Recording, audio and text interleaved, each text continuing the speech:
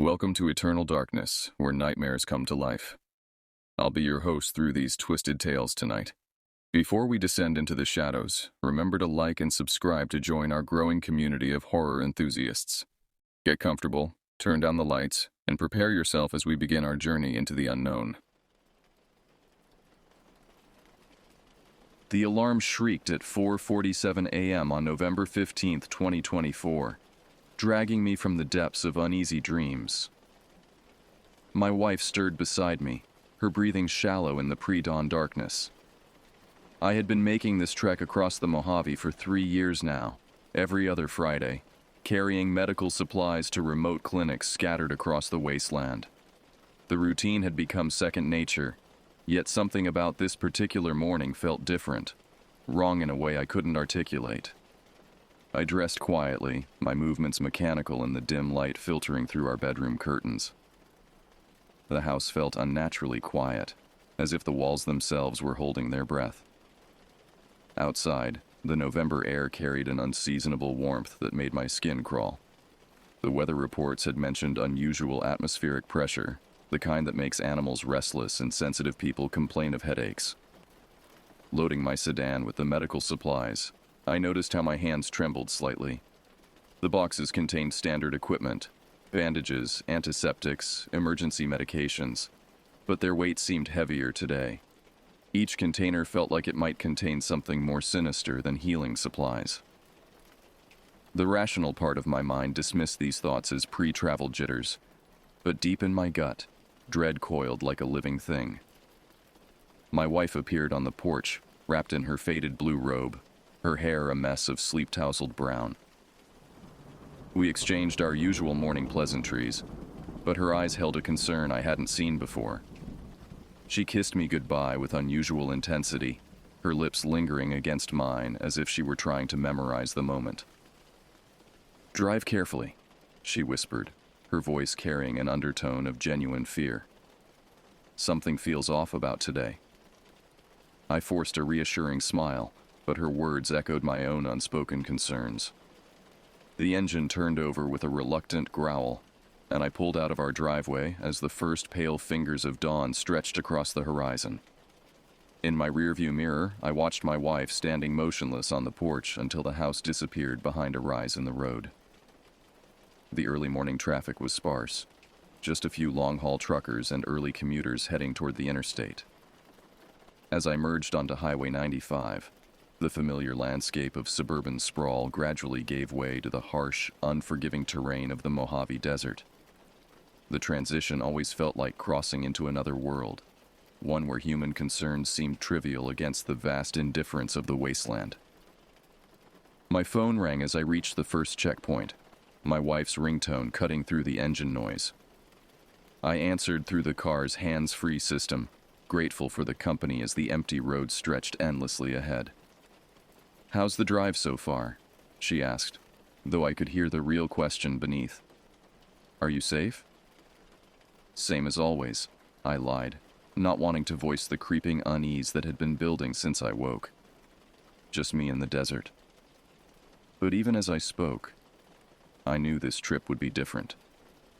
The morning sun, now fully risen, cast the landscape in harsh, unforgiving light that seemed to expose every crack and crevice in the earth. The shadows fell in strange patterns, creating optical illusions that made me question what I was seeing. Distant mountains wavered in the heat shimmer, appearing and disappearing like mirages. The radio crackled with static, picking up fragments of distant conversations and emergency broadcasts that dissolved into white noise before I could make sense of them. I adjusted the frequency, searching for something stable, but every station seemed infected with the same electronic interference. The silence that followed was somehow worse than the static.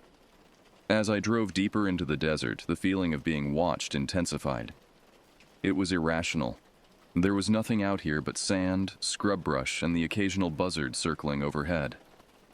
But I couldn't shake the sensation that unseen eyes were tracking my progress. The desert had always felt alive to me, but today it felt hungry. The sun climbed higher, transforming the desert into a furnace of reflected light and shimmering heat waves. My conversation with my wife continued in fits and starts, punctuated by dead zones where the cell towers couldn't reach. During these silent interludes, the only sounds were the hum of the engine and the whisper of wind against the car windows, a sound that seemed to carry whispered warnings in a language I couldn't understand. Mile marker 127 passed by, then 128, each one marking my deeper penetration into the wasteland's heart. The landscape grew more desolate, more hostile. Stunted Joshua trees reached toward the sky like the arthritic fingers of buried giants, their twisted limbs casting shadows that resembled tortured human forms. Roadkill appeared with increasing frequency. Desert creatures that had made the fatal mistake of venturing onto the asphalt during the night. The remains were in various stages of decay, some fresh enough that I could make out the species, others reduced to sun-bleached bones and tattered fur. A coyote lay twisted beside mile marker 131, its jaw locked in what looked like a final scream. Its empty eye socket seemed to track my passage, and I found myself pressing harder on the accelerator without conscious thought. "Are you still there?" My wife's voice crackled through the speakers, startling me back to awareness. "Yeah, sorry, just focused on the road." I didn't mention the growing collection of dead animals or the way the temperature gauge on my dashboard had begun fluctuating erratically despite the engine running normally. She told me about her plans for the day, mundane domestic activities that seemed to belong to another universe entirely. As she spoke, I noticed movement in my peripheral vision and glanced at the passenger side mirror. For just a moment, I could have sworn I saw something large and dark keeping pace with the car, running parallel to the highway about 50 yards out. When I looked directly, there was nothing but empty desert. The phenomenon repeated itself several times over the next few miles. Each time I caught a glimpse of movement, something that might have been an animal or a person or just a trick of the heat and light. But direct observation revealed only the endless expanse of sand and stone. My hands began to sweat despite the air conditioning, leaving damp prints on the steering wheel. At mile marker 134, I passed a historical marker I'd never noticed before, though I'd driven this route dozens of times. The bronze plaque was weathered and difficult to read, but I caught fragments. Tragic accident, November 15th, 1987. No survivors. The date made my blood freeze, exactly 37 years ago to the day. I tried to focus on my wife's voice, anchoring myself to the normalcy of her presence, but static began interfering with the signal. Her words became fragmented, distorted. "Be careful. Something's wrong. Can you hear?" Before dissolving into electronic chaos. "Hello? Are you there?" I called out, but the line had gone dead. The silence that followed felt different from the usual dead zones, heavier, more oppressive, as if something were actively preventing the connection. The road ahead shimmered with heat mirages that took on increasingly disturbing forms. What should have been simple atmospheric distortions began to resemble scenes of violence. Shadowy figures engaged in struggles, vehicles crashed and burning, bodies scattered across imaginary landscapes that dissolved when I tried to focus on them. My speedometer read 73 mph, well within the legal limit, but the sensation of speed felt wrong. The landscape outside my windows seemed to be moving too slowly, as if I were trapped in some temporal anomaly where time itself had become unstable. The sun, despite climbing toward its zenith, cast shadows at impossible angles that hurt to look at directly. A new sound began to penetrate the car's interior, a low, rhythmic thumping that seemed to come from everywhere and nowhere at once. It reminded me of a massive heartbeat, or perhaps the rotor blades of some distant helicopter, though the sky remained empty of aircraft. The sound grew stronger as I approached mile marker 137, where the road began a series of curves that would wind through a particularly desolate section of the desert. It was here, as I navigated the first gentle bend, that I saw the motorcycle for the first time, a distant speck in my rearview mirror, approaching at a speed that defied both safety and sanity. The motorcycle grew larger in my mirrors with terrifying rapidity, closing a distance that should have taken minutes in mere seconds. Even from a considerable distance, I could see the rider's posture, hunched low over the handlebars, body language radiating an intensity that bordered on desperation. The bike itself was a sleek sport model, painted in colors that seemed to shift and blur in the desert heat, making it difficult to track visually. My attempts to reconnect with my wife failed repeatedly.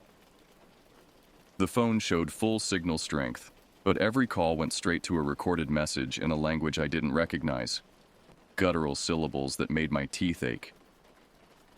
I tried the radio again, searching through frequencies that delivered only static punctuated by what sounded like distant screaming.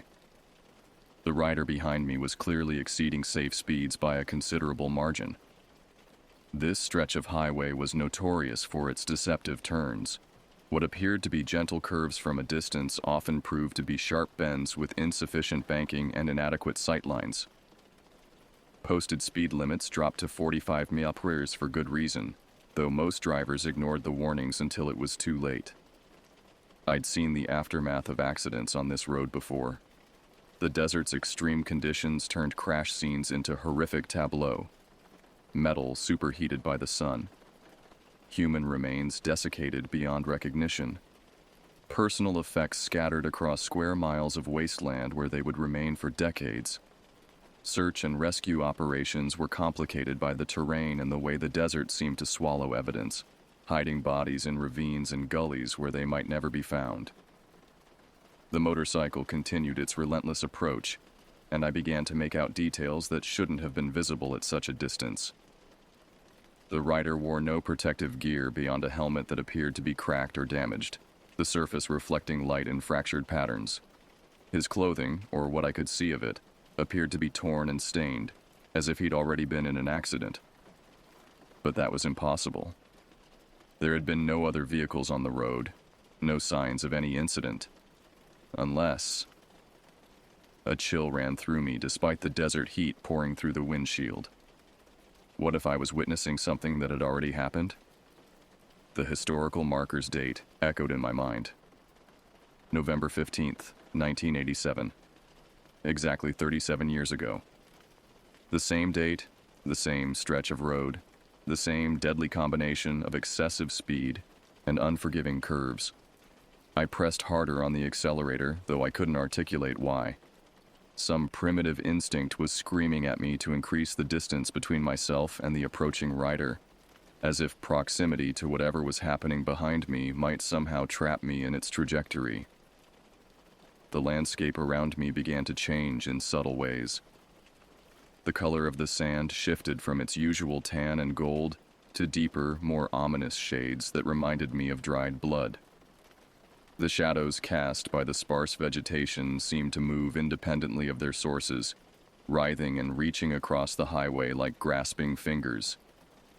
Dead animals appeared with increasing frequency alongside the road, not just the usual roadkill, but creatures that seemed to have died in positions of terror, their limbs contorted as if they'd been fleeing something before death overtook them. A hawk hung motionless in the air above the highway, its wings spread but unmoving, as if it had been frozen mid-flight. The motorcycle was close enough now that I could hear its engine, a high-pitched whine that seemed to harmonize with the mysterious thumping sound that continued to pulse through the air.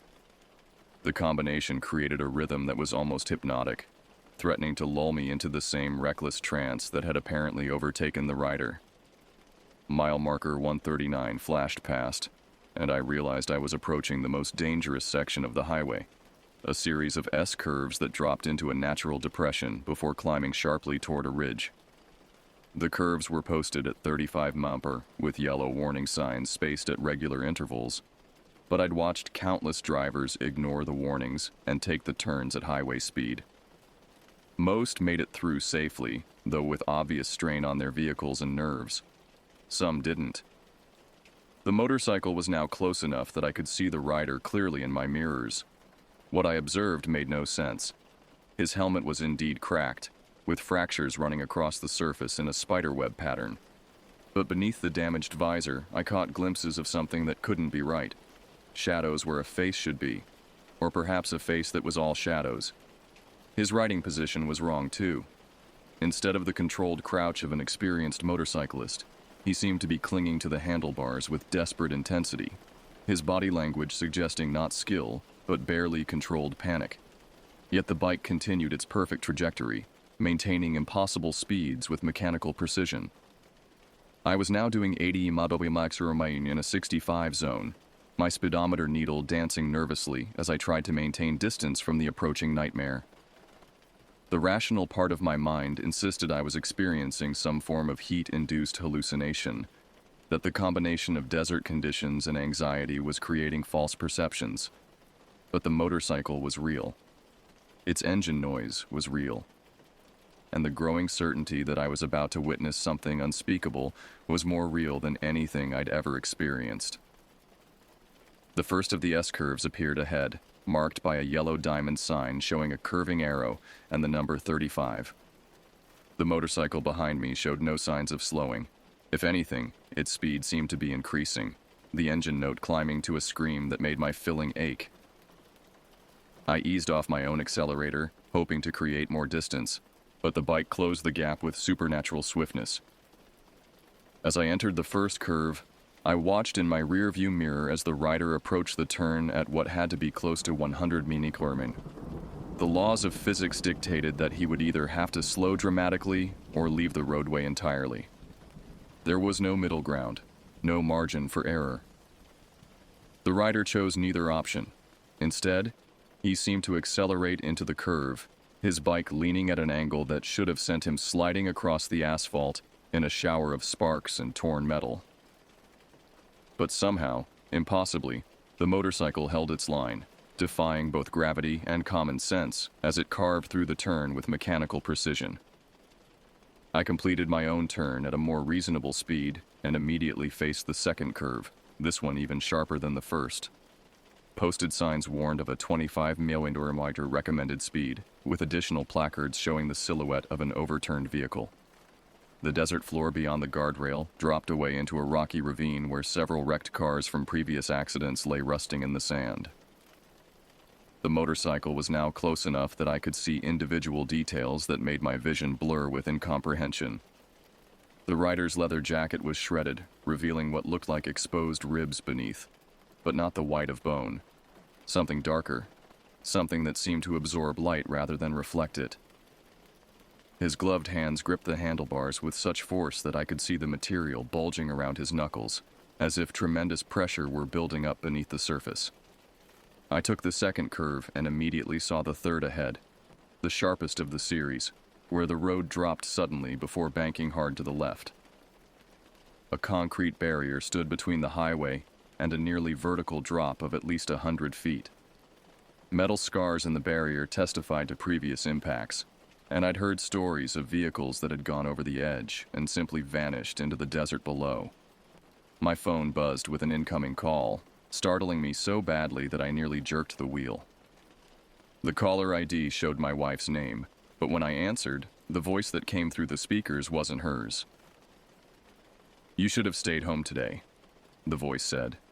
It was male, gravelly, speaking through what sounded like a throat full of sand.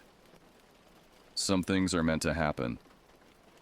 I ended the call immediately, my hands shaking as I gripped the wheel. The phone rang again, but I ignored it, focusing all my attention on the approaching curve. In my mirrors, I could see the motorcycle entering the second turn, still maintaining impossible speed, still defying every law of physics and probability. The third curve rushed toward me, and I found myself trapped in a dilemma. If I maintained my current speed, I would successfully navigate the turn but would be perfectly positioned to witness whatever was about to happen to the motorcyclist. If I slowed down significantly, I might find myself too close to whatever catastrophe was approaching. I chose to slow down, dropping my speed to 40 mph as I entered the curve. The motorcycle behind me showed no such restraint. Through my mirrors, I watched it approach the deadly turn at undiminished speed, the rider's posture now more desperate than ever. For the first time since I'd noticed him, he seemed to be fighting the machine rather than controlling it, as if the bike had developed a will of its own.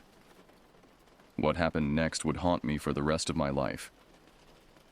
Instead of attempting to navigate the curve, the motorcycle launched itself straight ahead, following the trajectory it had maintained throughout its impossible journey. The rider made no attempt to turn, no effort to brake. He simply held on as the bike left the roadway, soared over the guardrail, and disappeared into the abyss beyond. The silence that followed was more deafening than any explosion could have been. I pulled to the shoulder, my heart hammering against my ribs, and sat motionless for several minutes, trying to process what I'd witnessed. The rational explanation was obvious. A rider had taken the curve too fast and paid the ultimate price. It happened regularly on this stretch of highway. There was nothing supernatural about speed and stupidity combining with fatal results. But nothing about what I'd seen felt natural or explicable. My hands shook as I fumbled for my phone, muscle memory taking over as I dialed 911. The call connected immediately, but instead of the familiar voice of an emergency dispatcher, I heard only static punctuated by what sounded like distant screaming. I ended the call and tried again, with the same result.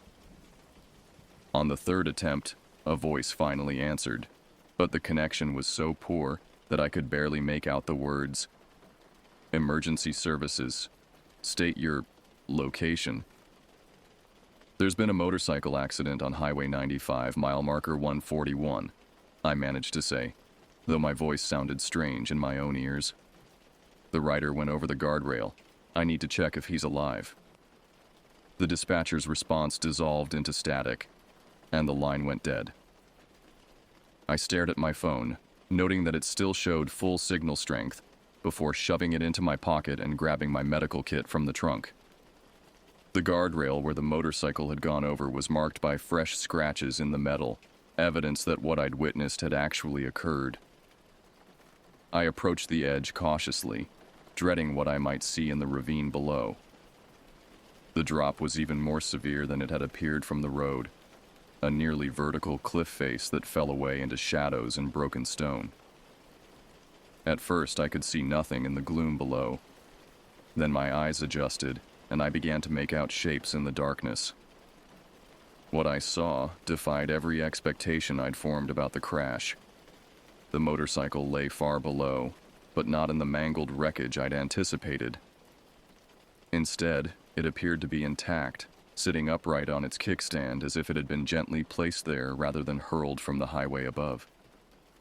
Even more impossibly, I could see a figure standing beside it, the same rider who should have been dead or dying from massive trauma. I called out, my voice echoing off the canyon walls. "Are you injured? Can you hear me?" The figure below turned toward the sound of my voice, and what I saw made my vision swim with vertigo that had nothing to do with the height. Where the rider's face should have been, there was only darkness, not shadow, but an absence of light so complete that it seemed to pull at my eyes, threatening to drag me into its depths. The figure raised one arm in what might have been a wave or a beckon, and I heard a voice drift up from the ravine, not shouted to cover the distance, but whispered, as if the speaker were standing directly beside me. "Come down. Come see what the desert has been hiding." Every instinct I possessed screamed at me to run, to get back in my car and drive away as fast as possible. But my medical training, my oath to help the injured, compelled me to find a way down to the crash site. I couldn't abandon someone who might be hurt, regardless of how strange the circumstances appeared. I found a game trail that switched back down the canyon wall. A narrow path carved by decades of flash floods and desert animals. Each step sent loose rocks clattering into the darkness below, the sound magnified by the canyon's acoustics into an avalanche of noise. The descent took 20 minutes that felt like hours, and with each step, the temperature seemed to drop despite the blazing sun overhead. The air grew thick and oppressive, carrying scents that didn't belong in the desert. Rot and decay, dampness and mold, the metallic tang of old blood. My breathing became labored, as if the atmosphere itself were becoming hostile to human lungs. When I finally reached the bottom of the ravine, I found myself in a landscape that seemed to exist in a different season, possibly a different century. The sand here was dark, almost black, and littered with debris that had clearly been accumulating for decades. Rusted car parts, bleached bones, fragments of clothing and personal effects, the detritus of countless accidents that had occurred over the years. But dominating the scene was the motorcycle, sitting exactly as I'd seen it from above. The machine appeared to be in perfect condition, its chrome gleaming despite the dim light filtering down from the canyon rim. The rider stood beside it, motionless, waiting. I approached cautiously, my medical kit clutched in white-knuckled hands. "Sir, are you injured? I'm here to help." The figure turned toward me, and I got my first clear look at what I was dealing with. The man appeared to be in his early 20s, with dark hair and regular features that might have been handsome under different circumstances. But his skin had a waxy, unnatural pallor, and his eyes, when they caught the light, reflected like an animal's. "I've been waiting," he said, his voice carrying the same whispered quality I'd heard from above. "Waiting for someone to witness, someone to remember." "Remember what?" I asked, though part of me already knew I didn't want to hear the answer. He gestured toward the scattered debris around us. "All of this, all of us. We keep happening, over and over, but no one sees. No one remembers. The desert swallows the evidence, and the world forgets." As my eyes adjusted to the dim light filtering into the ravine, I began to make out more details of the scene around me. What I had initially taken for random debris was actually organized in a disturbing pattern. The rusted metal, bleached bones, and scraps of fabric were arranged in rough circles, as if marking the locations of individual accidents. Each circle contained similar elements, vehicle parts that corresponded to a specific type of crash, personal effects that told a story of final moments, and always, at the center, a collection of bones that had been picked clean by scavengers and bleached white by the desert sun. "How long have you been here?" I asked the rider, though I wasn't sure I wanted to know the answer. "Since November 15th, 1987, he replied, confirming my worst fears. "The same date, the same curve, the same ending. Every year I make the same ride, hoping someone will finally see, finally understand what this place really is." I looked around the ravine with new eyes, seeing it not as the result of random accidents over time, but as something more deliberate, more malevolent. The desert hadn't simply collected the refuse of human carelessness, it had been feeding on it. "There are others," the rider continued, gesturing toward the organized debris fields. "Carmen Delgado, 1987, crashed her Camaro in the same storm that took me.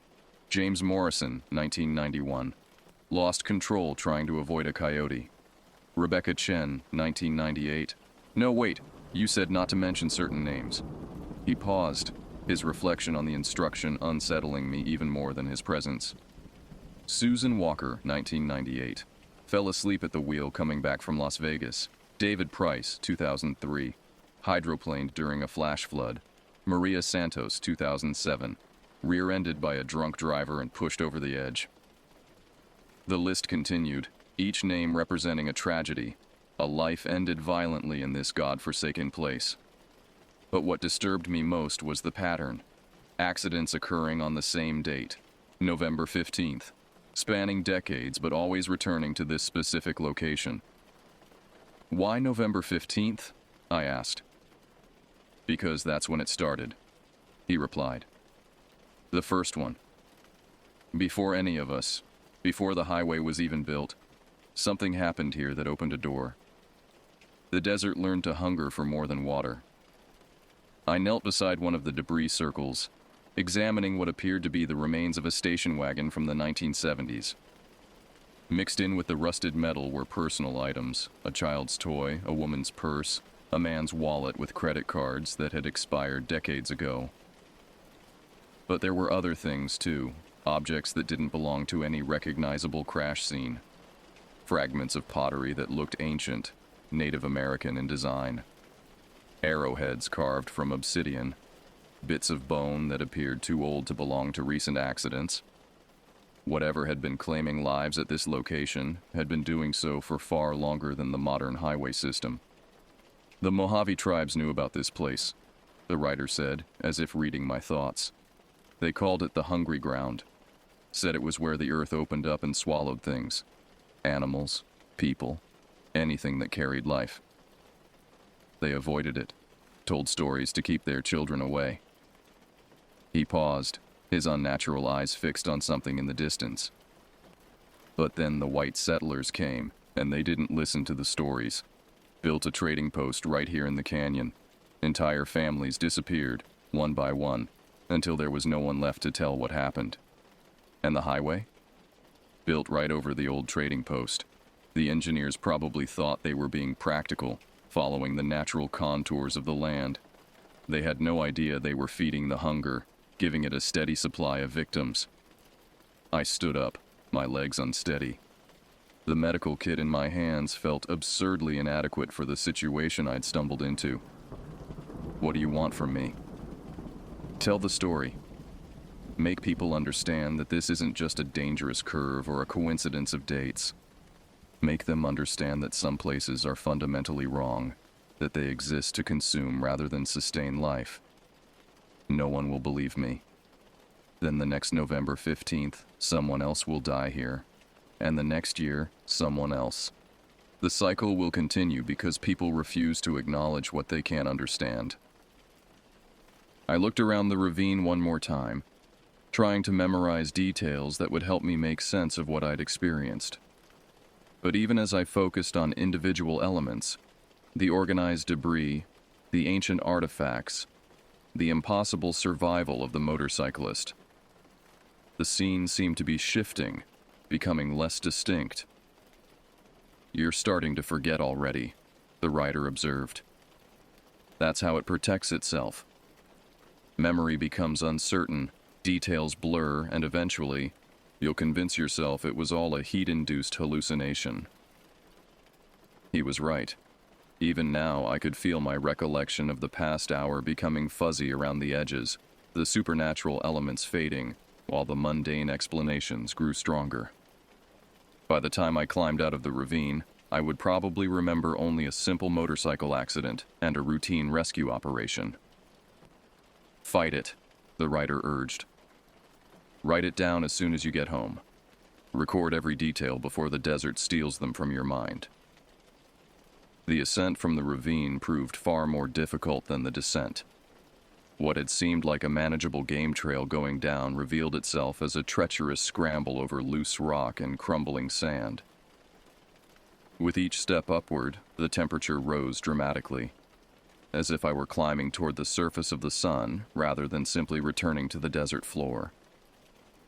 My medical kit, which had felt light during the descent, now seemed to weigh 100 pounds. The straps cut into my shoulders, and the metal clasps grew hot enough to burn through my shirt. But worse than the physical discomfort was the growing sense that something was following me up the cliff face. I paused frequently to catch my breath and look back toward the bottom of the canyon. Each time, the scene below appeared different, sometimes showing the organized debris circles and impossible motorcycle, sometimes revealing only empty sand and scattered rocks.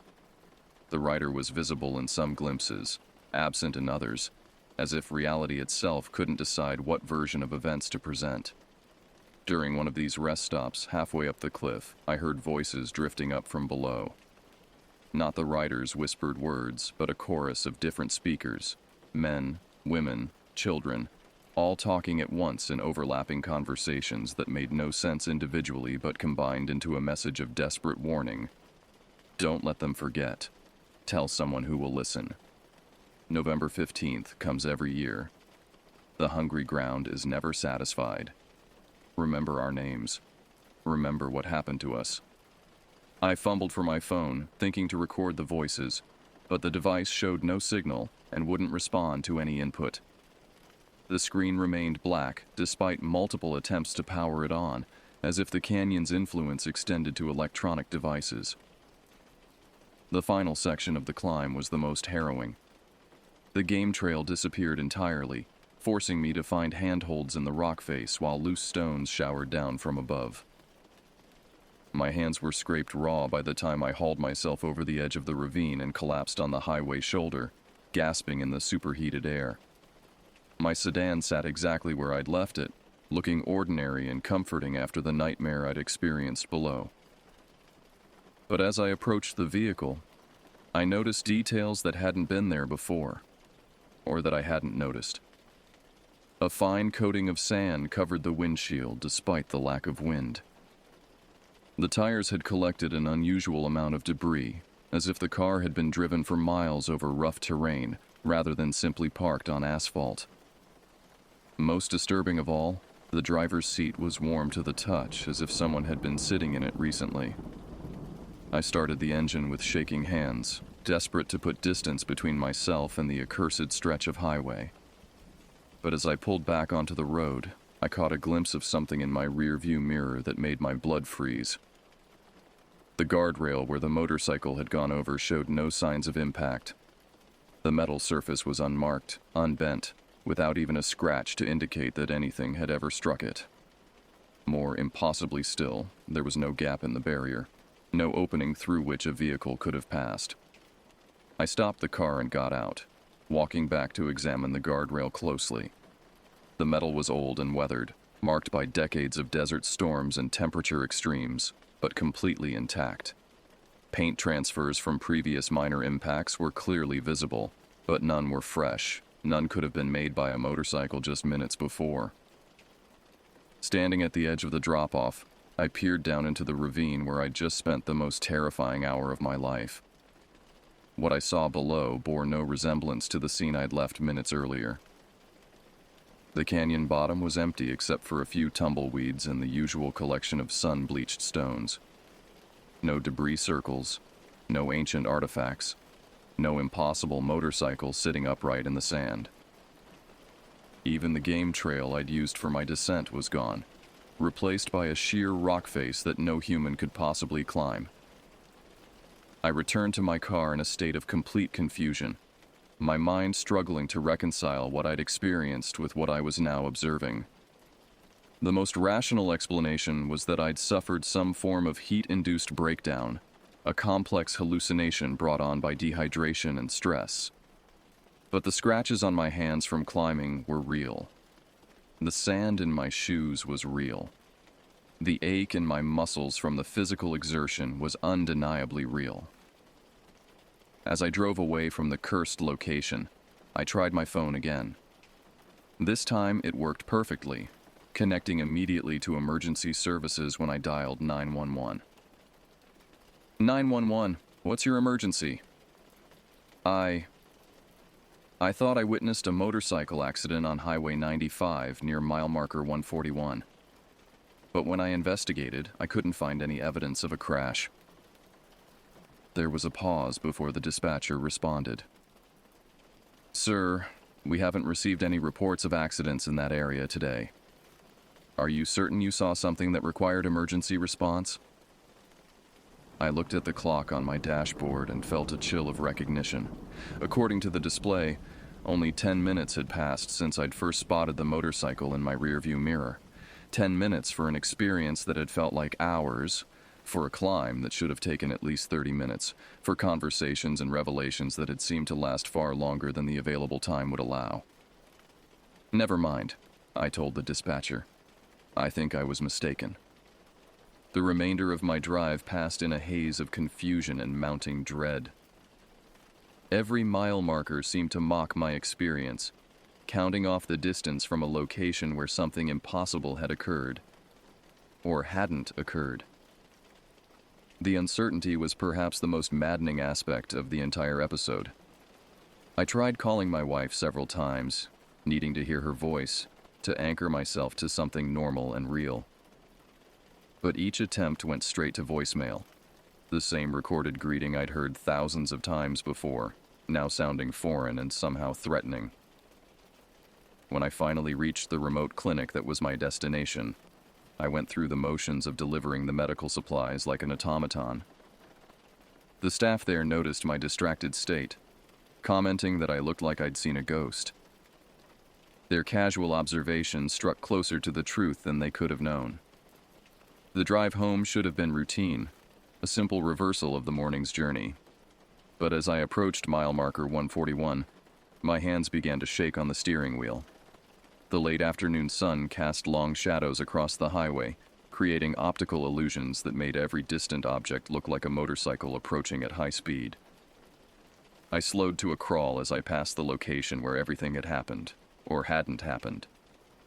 The guardrail remained unmarked, the drop-off empty of anything but ordinary desert landscape. But something felt different about the place, as if it were watching me pass, noting my return, filing away my presence for future reference.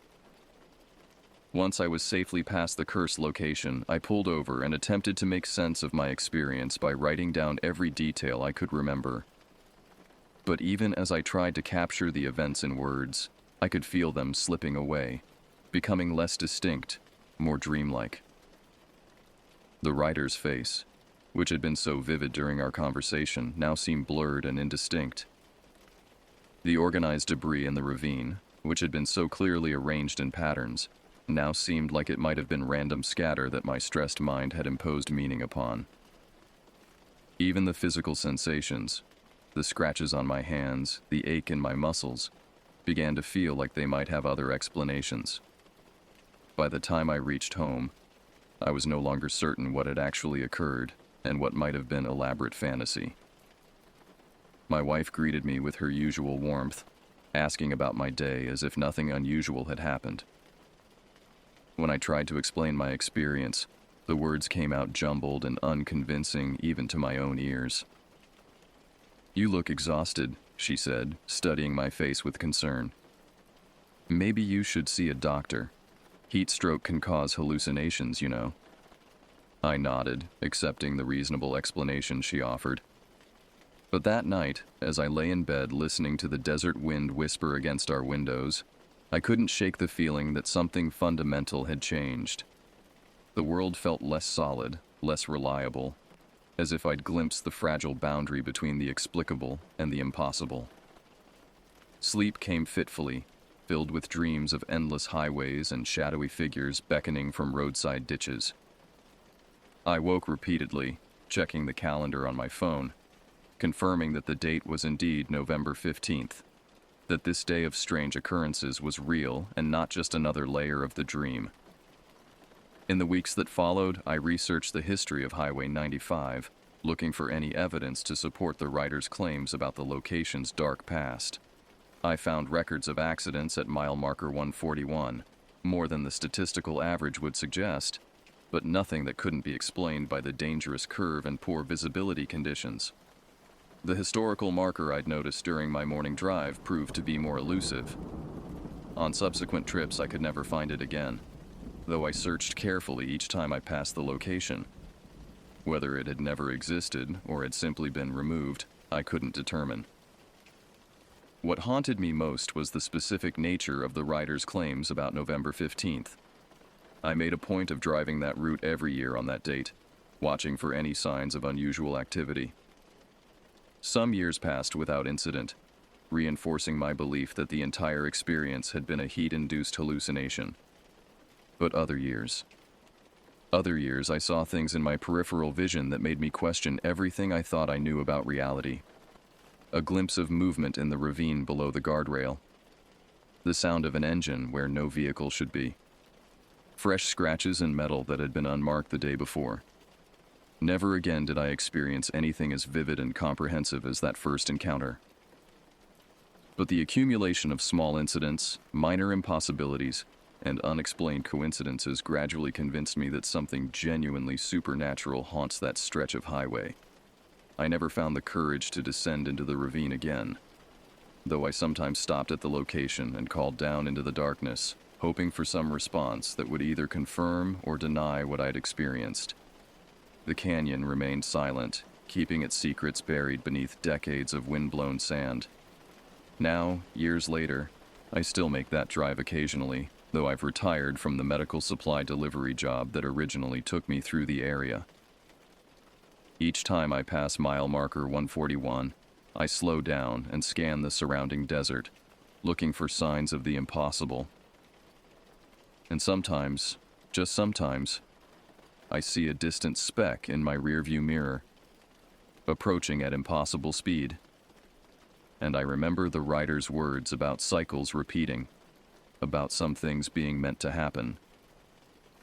On those occasions, I press harder on the accelerator and pray to God that I never again become a witness to whatever eternal tragedy plays out on that cursed stretch of highway. Some stories are too terrible to observe, and some truths are too dangerous to know. But the writer was right about one thing. Memory fights against forgetting, even when forgetting would be a mercy. And so I carry the weight of that November day, uncertain whether I experienced supernatural horror or elaborate delusion, but certain that some places in this world are fundamentally wrong, hungry for human life and sustained by human suffering. The desert remembers everything, even when we try to forget.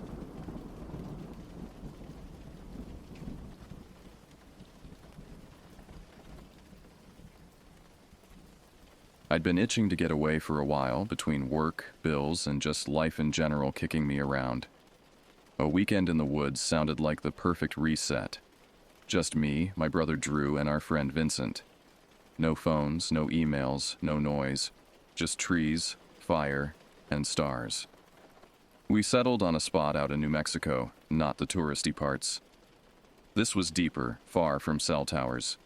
Near the reservation line, but not quite on it. Drew knew the area from a hunting trip years back. He swore it was beautiful and quiet, and I didn't really care as long as it was far away from everything else. The drive took forever. Dirt roads that weren't really roads anymore. Just gravel, tire ruts, and dust for miles. We finally pulled up around 4 in the afternoon on Friday. It was hot, the kind of dry heat that soaks through your shirt but doesn't make you sweat. The silence struck me immediately. Not the peaceful quiet of nature, but something emptier. The area felt hollow, devoid of the usual forest sounds. Not even birds, just the soft whine of wind through dry trees and brush.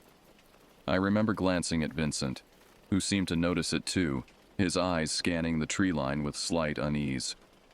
Some wildlife preserve, he joked, but his smile didn't reach his eyes. We set up camp fast, one big tent between the three of us, a little fire ring made of rocks, and coolers stuffed with beer and junk food. Typical guy stuff. We weren't trying to survive off the land or anything, just trying to relax. That first evening, as the sun began to set, the terrain transformed. The shadows stretched like fingers across our campsite, reaching toward us with every passing minute. There was something about the landscape. Jagged rock formations that looked almost human-like in silhouette. Trees twisted from years of harsh weather. I felt watched, though I tried to dismiss it as just being unfamiliar with the surroundings. "You feeling okay?" Drew asked, handing me a beer. "You keep looking over your shoulder." "Just making sure nothing's sneaking up on us," I laughed, but the sound felt forced even to my own ears. The first night was fine. We made burgers over the fire, drank a little too much, and sat up telling dumb stories from high school. It was calm. I remember thinking how good the stars looked out there, like you could fall into them if you stared too long. That first night I slept deeply, the exhaustion from the drive and setup overwhelming any lingering unease. I couldn't have known then what the coming days would bring, how quickly our simple camping trip would spiral into a nightmare that would haunt us long after we left those woods. Saturday morning dawned bright and clear. We hiked a nearby trail, explored a dried-up riverbed, and collected firewood for the evening. It was almost noon when Vincent first noticed the markings on the trees. "Hey guys, check this out," he called, standing before a large pine. Drew and I walked over to find strange symbols carved into the bark. Not fresh. The edges were weathered, the inner wood graying with age. They resembled arrows or directional markers, but warped somehow, pointing inward toward a central line. "Trail markers?" I suggested. Drew shook his head. "Not like any I've seen before." We found more as we continued, always in sets of 3, always facing the direction we were headed.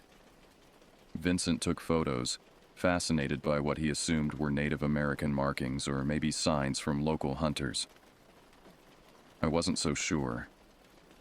Something about their placement felt deliberate, like breadcrumbs leading us deeper. By late afternoon, we'd wandered farther than intended. The terrain became rougher, more isolated. Rock formations created natural corridors that funneled us along, and without discussion, we decided to head back to camp. The sun was beginning its descent, casting longer shadows through the trees. The forest seemed to compress around us, the spaces between trees narrowing. "Does anyone else feel like we're being watched?" Vincent asked suddenly, stopping to scan the tree line. I'd been feeling it all day, eyes tracking our movement from unseen vantage points. Drew laughed it off, but I noticed how he quickened his pace. We made it back to camp as dusk settled in. The temperature dropped rapidly once the sun disappeared, and we built the fire higher than necessary, creating a bubble of light that felt like protection. The second night started normally enough. We cooked hot dogs, drank beers, shared stories. But something had shifted in the atmosphere. The darkness beyond our firelight seemed thicker, more attentive. I kept glancing toward the trees, certain I'd catch movement if I looked quickly enough. It started weird right after sundown. We were sitting around the fire, Drew throwing pine needles in just to watch them spark, when we heard something move out in the brush. Not an animal sound. Not really. It sounded like shuffling. Slow, methodical, like footsteps but heavier somehow, like something dragging. We all froze. Drew grabbed his flashlight and pointed it toward the noise, but it didn't reach far. Just caught the trees and made shadows dance. "Probably a deer," Vincent muttered. But he didn't sound convinced. I tried to shake it off too. Probably just the dark and a little beer messing with us. But the mood had shifted. It was like the woods had changed around us. Heavier, somehow. Like they were watching. "Let's tell ghost stories," Drew suggested, trying to lighten the mood. But none of us really wanted to feed the growing unease. We turned in earlier that night, packing everything away carefully, making sure no food was left out to attract animals. Inside the tent, we talked quietly, as if trying not to be overheard by whatever lurked in the darkness. "I read somewhere that mountain lions are coming back to this region," Vincent said, clearly trying to rationalize what we'd heard. "Yeah, could be," Drew agreed too quickly. "We should keep the fire going through the night." None of us wanted to be the one to step outside and tend it, though, so we let it die down, watching through the mesh window of the tent as our circle of safety shrank with the diminishing flames. Later that night, I woke up to a sound I still can't describe properly. Not fully. It was like breathing, but not human. Raspy and broken, coming from just outside the tent, low and close, like someone was crouched down right behind the fabric, just listening, just waiting. I didn't say anything at first, just stayed still, eyes wide open in the dark, trying to convince myself it was nothing. I thought maybe Drew or Vincent had gotten up to take a piss, but when I turned slightly, I could see their shapes on the floor beside me. Both still, both asleep. The breathing went on for a full minute. Then zip, the sound of our tent zipper pulling down, slow as hell, tooth by tooth. I couldn't move. My body locked up completely, my mind screaming at me to grab the flashlight or yell anything, but I just lay there, eyes locked on the little entry flap, but it never opened. Eventually the breathing faded, and I heard it again, that dragging shuffle as it moved away from the tent and disappeared into the brush. I didn't sleep after that, just laid there, staring at the ceiling, counting every heartbeat until dawn finally arrived. In the morning, I didn't say anything right away. I figured I was just overtired or maybe still a little buzzed from the night before. The forest looked benign in the morning light, just trees and rocks and scrubby underbrush. Normal, safe. I started the coffee while Drew and Vincent still slept, hoping the routine would settle my frayed nerves. When they emerged from the tent, I considered telling them about what I'd heard, but something held me back. What if they thought I was losing it? What if it really had been nothing? But then Vincent stepped outside and called for us in this weird voice, tight and sharp. "You guys need to see this." We came out and there it was. Footprints all around the tent. Dozens of them. Bare feet, wide and long and misshapen. Like someone with a limp had been pacing around the tent over and over again. Some were smeared, drag marks. And in the dirt near the fire pit, something had been drawn. A symbol. Just a crude stick figure carved into the dust with a long vertical body and weird antlers or horns curling off the top. The limbs were long and bent out, like a spider. "Did you do that?" Drew asked Vincent, half laughing but with his voice cracking a bit. Vincent shook his head. "I thought one of you did." No one said anything for a while. I could see both of them trying to process what we were seeing, to find some rational explanation that would allow us to continue our weekend without admitting we were terrified. "Maybe someone's messing with us," Drew suggested, scanning the tree line. "Maybe there are other campers." "We haven't seen anyone else since we got here," I reminded him. "Could be local kids," Vincent offered, "playing pranks on the out-of-towners." We all nodded, clinging to this explanation even though none of us believed it. The footprints were too numerous, too deliberately placed.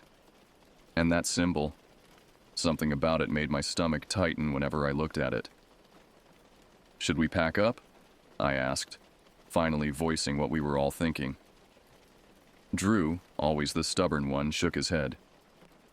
"And go where? Drive all night back to the city? No way. We're not letting some prankster ruin our weekend." Vincent nodded, though I could tell he was reluctant. "One more night, then we'll head back in the morning." We packed up breakfast quick that morning and decided to spend the day away from camp. Maybe if we were gone, whoever was messing with us would get bored and move on. We hiked to a small canyon about 2 miles away, bringing lunch and plenty of water. The canyon was beautiful, red rock walls stretching up nearly 60 feet, ancient petroglyphs etched into some sections. We spent hours exploring, taking photos, trying to pretend everything was normal. But every time the wind picked up, bringing sounds from deeper in the canyon, we'd all freeze, listening intently. "So, about last night," I finally said as we sat eating our sandwiches on a flat rock formation. "Did either of you hear anything? Around 3 in the morning?" They looked at each other, then at me. "You mean the zipper?" Vincent asked quietly. My heart stuttered. "You heard it too?" He nodded. "I thought it was one of you guys going out to pee." I was half asleep. Drew was staring at us now, his sandwich forgotten in his hand. I woke up to breathing. Right outside the tent. I figured it was an animal sniffing around. We sat in silence, the implications settling over us. Someone, or something, had been outside our tent last night, watching us, maybe trying to get in. And now we knew it hadn't been a dream or my imagination. "Should we call the rangers?" Vincent suggested. "Report it?" Drew shook his head. "No cell service, remember? We'd have to drive back to that gas station we passed, and that's a good hour each way." "We could just leave," I said again. "Pack up and go." But pride and daylight courage won out. We agreed to stay one more night, but with precautions. We'd take shifts staying awake. We'd keep the fire going all night. And we'd keep our knives and the hatchet close. As we hiked back to camp that afternoon, I couldn't shake the feeling that we were being followed. Not just watched, but actively tracked. Every time I turned to look behind us, there was nothing there, just empty trail and silent trees. But the sensation persisted, growing stronger as we approached our campsite. The place was giving off bad vibes now. Something didn't feel right. The third night was the worst. We didn't drink that night. Didn't really talk much either. Just sat around the fire in silence, throwing in wood and trying not to jump at every creak or gust of wind. The tension was physical, like electricity in the air before a storm. I took the first watch, sitting with my back to the fire, facing the darkness. Drew and Vincent crawled into the tent around 11, but I doubt either of them slept much. Every sound from the forest seemed magnified. Twigs snapping, leaves rustling, the occasional distant howl of what might have been a coyote. Around midnight, the woods went completely silent. No insects, no wind, nothing. Just absolute stillness that made my ears strain for any sound at all. Then I heard it. A soft, rhythmic tapping from somewhere to my left. Tap, tap, tap. Like someone gently knocking on a tree trunk, keeping time to music only they could hear. I shone my flashlight in that direction, but saw nothing, just trees and shadows. The tapping stopped immediately. I waited, heart hammering, for it to resume, but instead a new sound emerged from the opposite direction, whispering. So faint I could barely make it out, but unmistakably human-like. I woke Drew, unable to sit alone with the sounds any longer. He emerged from the tent, bleary-eyed but immediately alert when he saw my face. "Someone's out there," I whispered. "I can hear them." We stood back to back, scanning the darkness beyond the firelight. The whispering had stopped, but the feeling of being observed intensified. Drew suddenly grabbed my arm, pointing into the trees. "There!" he hissed. Something moved. I saw it too. A flicker of movement about 30 yards out, a shadow separating from the darkness for just a moment before melting back in. "Hello?" Drew called out, voice steady despite everything. "We know you're there. What do you want?" Nothing. Just that awful silence pressing in from all sides. It was past midnight when we heard it. A voice. At first, we thought it was someone yelling from far away. Just one word screamed into the trees. "Help!" We froze. Then it came again. But it wasn't farther away. It was closer. "Help! Please!" But the voice, it was off, like someone trying to imitate a human. The cadence was wrong. It sounded like it was coming from a throat that wasn't used to speaking. Drew stood up, grabbed the flashlight, and aimed it toward the sound. That's when we saw it. A shape. Just at the edge of the firelight. It looked like a man at first. Tall, naked, hunched forward. But its limbs were too long. Its arms dangled nearly to the ground. The skin was pale and patchy, like something half-rotted, and its head, it was tilted wrong, like it had no control over its own neck. It opened its mouth again. "Help! Help me!" it croaked. But now we could all hear it clearly. That wasn't a person's voice. It sounded like one, but it was warped, like it was pushing the words through a broken speaker. Drew dropped the flashlight. Vincent screamed as he emerged from the tent, and the thing, whatever it was, took one long step forward. We didn't think. We just ran. Grabbed what we could and bolted for the truck. Branches slapped our faces. Thorns ripped at our clothes. But I didn't care. I just kept running.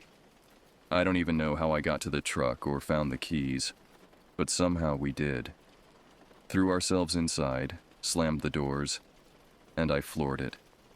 The headlights swept across the trees as we turned, and for just a moment, I caught a glimpse of it standing in the middle of our abandoned campsite. It was even taller than I'd thought, impossibly thin, with that same wrong angle to its head. It didn't chase us. It just watched, motionless as we sped away. We didn't stop until we hit a gas station about an hour out. It was one of those rundown places with a flickering sign and nobody inside except a tired-looking guy behind the counter. We must have looked crazy.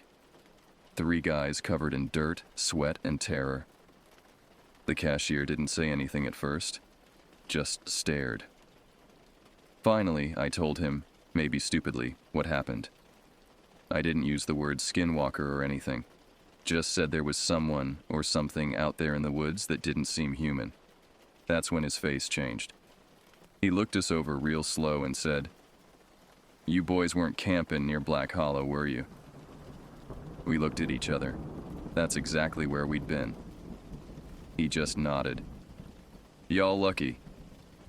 "Lucky?" Vincent asked, still shaking. The man leaned in, voice low. "Ain't supposed to be up there this time of year. That's when they walk." He wouldn't say more. Just gave us this look like a warning, and rang us up for water and snacks without another word. We stayed in a cheap motel that night. Didn't talk much, just lay in our separate beds, trying to pretend none of it happened. The drive home the next day was silent. Each of us wrapped in our own thoughts, jumping whenever one of us shifted or cleared a throat. We made a pact, without really discussing it, to never mention what we'd seen, as if saying it aloud would make it more real, would cement it in our realities in a way we couldn't handle. I dropped Vincent off first. He lived in an apartment downtown, surrounded by people and noise and light. Safe. Before he got out of the truck, he turned to me, eyes wide and serious. "Do you think it was real?" he asked, voice barely above a whisper. "What we saw?" I didn't know how to answer. "I don't know what it was," I finally said, "but we all saw it." He nodded, face grim. "Call me tomorrow, okay?" But something in his voice made me think he wouldn't pick up. Drew was next. He lived with his girlfriend in a little house in the suburbs. As he gathered his gear from the truck bed, he paused. "Hey," he said, not meeting my eyes. "Let's not tell anyone about this. They wouldn't believe us anyway." I agreed, watching him walk up the path to his front door. He looked back once, a quick glance over his shoulder, before disappearing inside.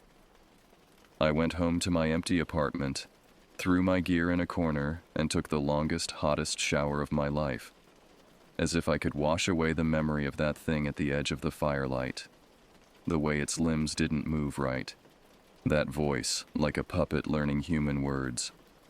But I figured it was over. We'd gotten away. We'd left whatever that was behind in the trees, buried in the dust of some cursed stretch of wilderness. But then things started happening. Little things at first. The kind of stuff you'd brush off if it weren't for what we'd seen. The first night I was home, my dog, Rusty, wouldn't stop barking at the backyard. Just stood there at the sliding glass door, ears back, growling at nothing, hackles up, didn't move from that spot for hours. I figured it was a raccoon or something. I didn't go out to check, just closed the blinds and turned the TV up louder than normal. The next night, I found muddy footprints on the porch, bare feet, and I live alone. I tried to stay rational, told myself maybe it was a prank or some neighbor's kid messing around. Still, I locked all the doors, checked the windows twice before bed. Then the tapping started. It was around 3 a.m, maybe later. I'd fallen asleep on the couch, too wired to stay in bed. I woke up to this soft tap, tap, tap against the glass. Not loud, not urgent, just deliberate. I didn't move, just sat there, breathing shallow, listening. After a minute, it stopped. I waited another 5, then 10. Nothing. Eventually I stood up and peeked through the blinds. The porch was empty, but the air felt heavy again. That same pressure I remembered from the woods, like something was near, just out of reach.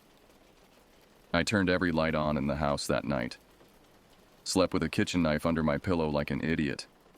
Told myself it was just my nerves. Until Drew called the next day. He hadn't spoken to me or Vincent since the motel. I figured he needed space. But when he called, his voice was different, strained, dry, like he hadn't slept. "I think something followed me," he said. I didn't say anything, just let him talk. He told me he'd been hearing things around his property at night, whispering, scratching, found claw marks on the side of his shed. His dog had gone missing 2 days before. And the worst part? He whispered. I saw it. I looked out my bedroom window last night, and I saw it in the yard, standing there.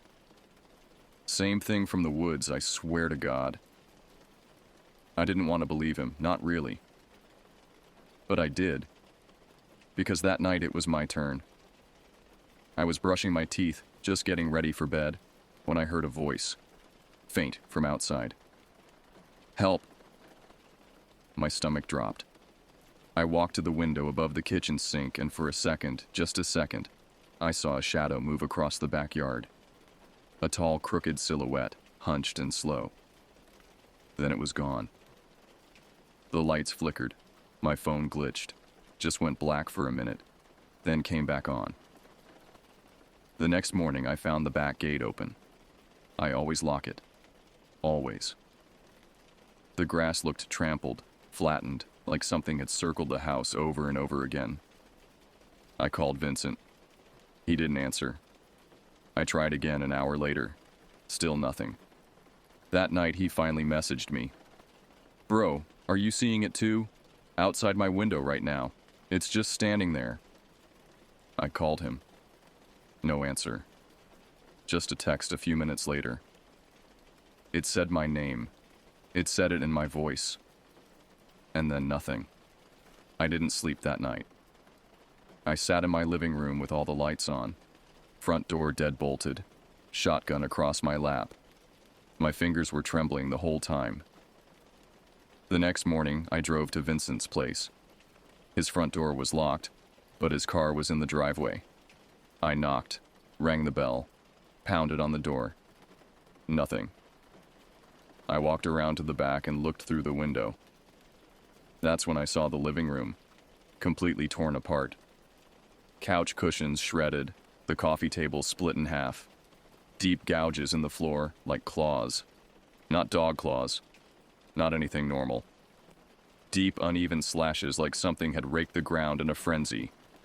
And in the center of the room, sitting upright in the corner, was Vincent's phone. Just sitting there, screen cracked, still on. I didn't go in. I called the cops. They took it seriously, I guess, especially after seeing the state of the place. But Vincent was gone. No blood, no signs of a break-in. Just gone. Like he'd been taken. They asked me questions. I lied through most of them. I wasn't about to start talking about monsters from the woods or voices mimicking your name in the dark. They listed him as missing. That was it. Drew and I didn't talk for a few days. Then he called again. Said he was leaving. Moving. Going to stay with his uncle in Montana, off-grid. I can't be here anymore, he said. I don't think we're safe. I don't think anywhere's safe, but maybe if I'm far enough out, it won't find me again. I didn't argue. I understood. But I wasn't going to run. I wanted to know what it was. I wanted to understand why it was doing this, why it waited until we were home, safe, before it started tearing us apart. That night, I sat in front of my computer, the shotgun never far from reach, and started researching. If I couldn't outrun this thing, maybe I could understand it. Maybe knowledge would be protection enough. The internet was full of stories, some lurid and clearly fake, others chillingly similar to our experience. People camping in remote areas, strange figures at the edge of firelight, voices calling for help in the night, and afterward, the stalking. The sense of being followed, being hunted, even in supposedly safe places.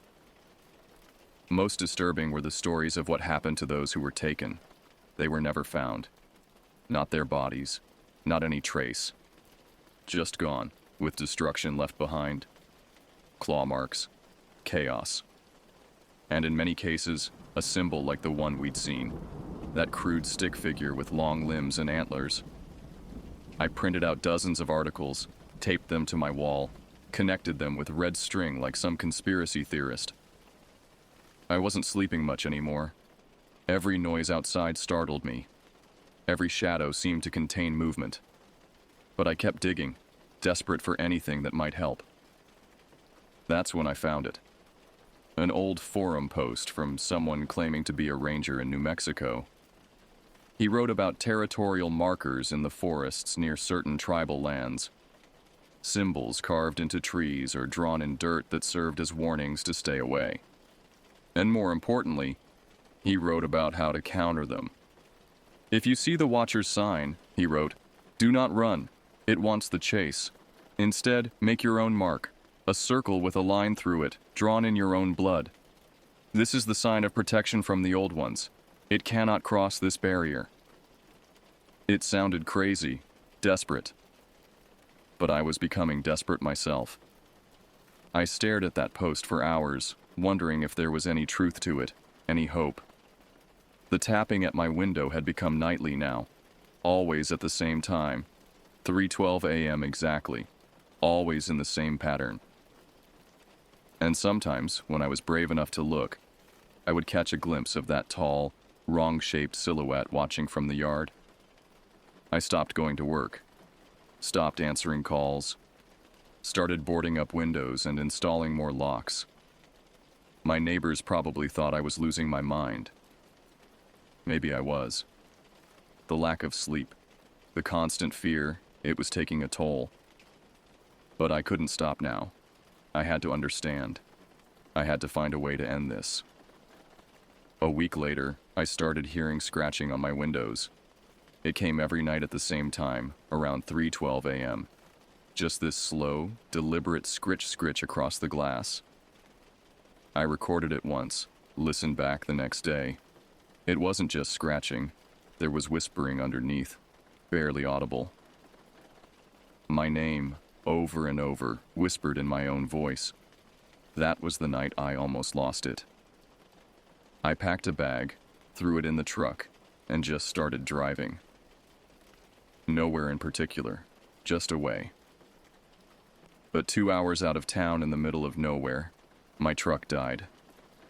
Lights went out, engine sputtered, just died.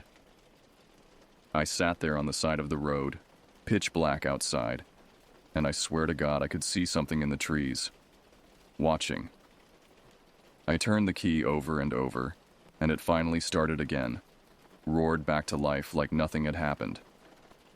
I didn't go home after that. I crashed at a friend's place out of state for a few days, slept on the couch, kept the lights on. Nothing happened while I was there. No tapping, no voices, just peace. But I couldn't stay forever. Eventually I came back, and now, every night, the lights flicker. Every night the porch camera glitches, and every night at exactly 3:12 a.m. the motion sensor by the back door lights up. But there's never anyone there when I check the footage later. I tried calling Drew again, wanting to know if he was experiencing the same things, or if his escape to Montana had worked. The number was disconnected. I tried his girlfriend, but she just said he'd left weeks ago, hadn't heard from him since. He kept saying something was after him, she told me, voice tight with worry. I thought he was having some kind of breakdown. Maybe he was. Maybe we all were. I tried to check the online forums again for more information, but the post I'd found earlier was gone. Deleted. The entire forum shut down. It was like someone was systematically erasing any information that might help me. I started setting up cameras around my house, hoping to catch a glimpse of whatever was stalking me. Most nights they'd malfunction right around 3 a.m., just static or blackness during the crucial time. But one night, one camera caught something. It was at the edge of my yard, partially hidden by trees. That same tall figure, but the footage showed more detail than I'd seen before. Its skin wasn't just pale. It was almost translucent in places, stretched too tight over a frame that seemed more like twisted branches than bones. The head remained at that unnatural angle, but now I could see why. The neck was too long, bent backward, as if broken and never healed. And its eyes, two black hollows that reflected no light at all. Not looking at the camera, but at my bedroom window, watching, waiting. I almost deleted the footage immediately. Some primal part of me screamed that having this image, this proof, was dangerous, that acknowledging the thing made it stronger. But I needed evidence. Needed to know I wasn't crazy. I saved the video to a drive and took it to the police station the next day. Told them I thought someone was stalking me, that I feared for my life. The officer looked concerned at first, then confused as he watched the footage. "Sir, there's nothing here," he said, turning the screen toward me. Where I'd seen the creature, clear as day, the screen now showed only empty trees and shifting shadows. The timestamp remained, but the figure was gone, erased somehow between my house and the station. The officer suggested I seek help, maybe talk to someone about anxiety and paranoia. He gave me a card for a mental health clinic. I took it, nodding, pretending to agree. But I knew what I'd seen. Knew it wasn't just in my head. That night, things escalated. The tapping became pounding, violent impacts that made my windows rattle in their frames. The power cut out completely, plunging the house into darkness broken only by my emergency flashlight. And for the first time, I heard it speak inside the house. "Help me," my own voice called from the hallway. "Please help." I barricaded myself in the bathroom, shotgun aimed at the door, heart threatening to explode from my chest. The voice moved through the house, room to room, getting closer each time. The doorknob to the bathroom rattled, turned slightly, then stopped. Silence fell. Complete and absolute. I stayed there until morning, afraid to move, afraid to breathe too loudly. When sunlight finally crept under the door, I emerged to find my house in chaos. Furniture overturned, pictures smashed, walls gouged with those same claw marks I'd seen at Vincent's. And on every mirror in the house, drawn in what looked like ash, that symbol. The stick figure with antlers and long, twisted limbs. I remembered what the forum post had said about countering the mark. It seemed insane, but I was beyond logic now. I took a knife, cut my palm, and drew a circle with a line through it on every mirror, every window, every entrance to the house. I repeated the process outside, drawing the symbol in the dirt around the perimeter of my property. Then I waited. Night fell. The clock ticked toward 3:12 a.m. I sat in the center of my living room, shotgun ready, bloodied hand throbbing, straining to hear any approach. 3:12 came and went. Nothing. No tapping, no voices, no power outages. For the first time in weeks, the night passed quietly. I began to hope. Had it worked? Had the symbols actually protected me? I allowed myself a few hours of fitful sleep, waking to sunlight streaming through the windows. The sense of relief lasted until my phone rang. It was Drew's girlfriend again, her voice broken by sobs. "They found his truck," she managed. "In Montana. Empty. Just empty. But there were claw marks all over the inside and some kind of symbol drawn on the dashboard." My stomach dropped. So it hadn't stopped. It had just shifted focus, moved on to Drew while I'd temporarily warded it off. "I'm so sorry," I said, not knowing what else to offer. "The police think it was an animal attack," she continued. "A bear or something. But there was no blood, none at all. How could an animal attack leave no blood?" I had no answer for her. None that wouldn't sound completely insane. After I hung up, I stood in my kitchen, staring at the symbols I'd drawn in my own blood the night before. They were working, for now. But for how long? And at what cost? Had I just redirected this thing to Drew? Was I responsible for whatever had happened to him? I called the police station where Drew's case was being handled, pretending to be a concerned friend who had information. The detective was gruff but listened as I asked about details, about whether there were any leads. "Look, I can't share much," he finally said. "But I will tell you this isn't the first disappearance like this we've seen recently. Same pattern. Vehicle abandoned, no blood. those weird markings. Something strange is happening out there in those woods. I asked him how many cases, how far back they went. At least 6 in the last year, he admitted. All hikers or campers who ventured into restricted areas, all gone without a trace.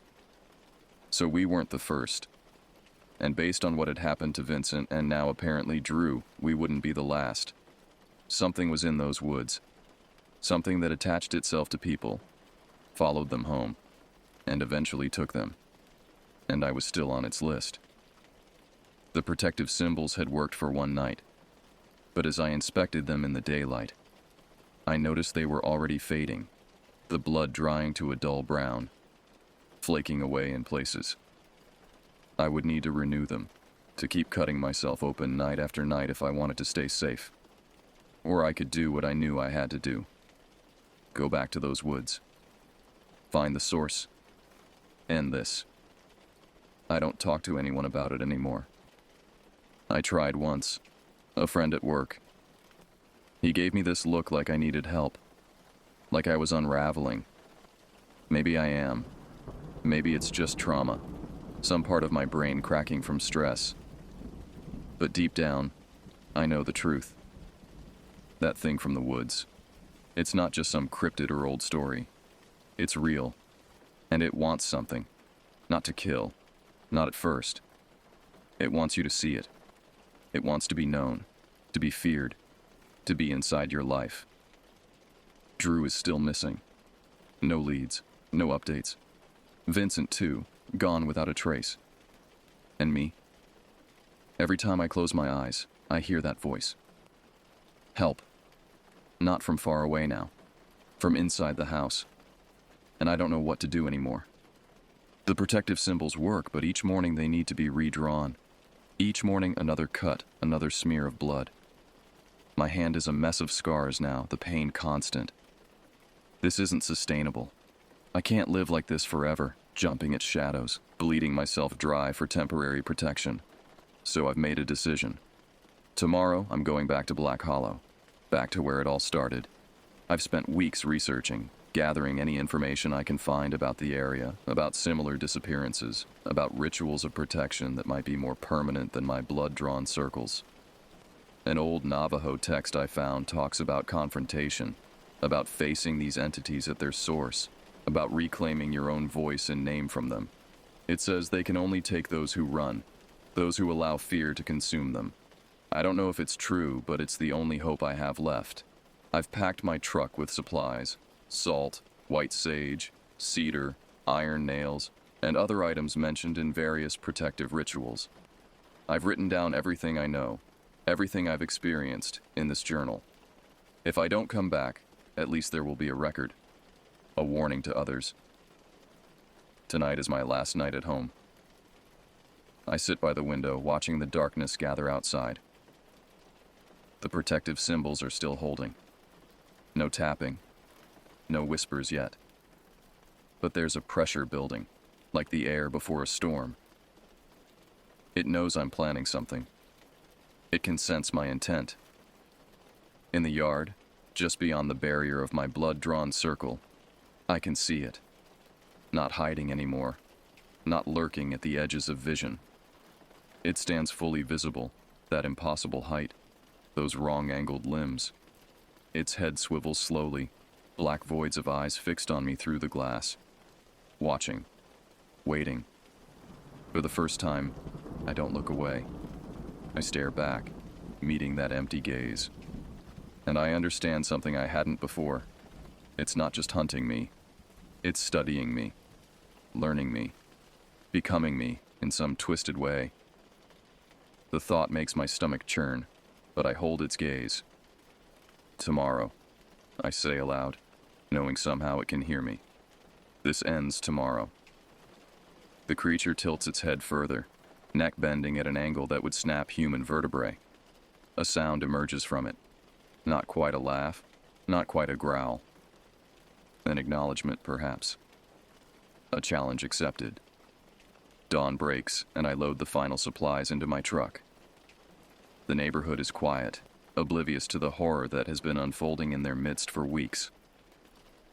I take one last look at my house, knowing I may never see it again. The protection symbols have held through the night, but they're fading fast, brown blood turning to dust. The drive to New Mexico feels different this time. No excitement, no anticipation of relaxation. Just grim determination and fear churning in my gut. The roads become familiar as I approach Black Hollow. The same gravel paths, the same twisted trees. It's exactly as I remember, yet somehow more sinister in daylight. I park at the trailhead, a quarter-mile from where we camped that weekend. The forest is silent around me, not even wind disturbing the leaves. Waiting. I gather my supplies, a backpack filled with protective items, a knife, a flashlight. The shotgun stays in the truck. I know somehow it would be useless against what I'm facing. The hike to our old campsite is eerie. The forest feels dense, compressed, like it's leaning in toward the path. I keep my eyes forward, refusing to look for movement in the periphery. The symbols we found carved in trees weeks ago seem more numerous now, or perhaps I'm just noticing them more. They all point inward, toward the center of the hollow. Our campsite is untouched. The fire ring's still there, the flattened grass where our tent stood. And in the center, fresh in the dirt, that symbol. Larger now, more detailed. The stick figure with antlers and twisted limbs. It wasn't here when we fled. Something has drawn it recently, waiting for me. I set up my own circle, salt poured in a perfect ring, iron nails driven into the ground at cardinal points, sage burning in the center. I sit cross-legged inside this barrier and wait as the sun begins its descent. The text said I must confront it at dusk, the time between worlds, when barriers are thinnest. Hours pass. The forest grows darker, shadows lengthening. I maintain my position, focusing on steady breathing, on keeping fear at bay. This entity feeds on terror. I believe that now. It grows stronger with each quickened heartbeat, each panicked thought. When dusk finally arrives, the transformation is immediate. The air thickens, becomes heavy in my lungs. Sounds emerge from all directions, whispering, scratching, that familiar tap tap tap on tree trunks.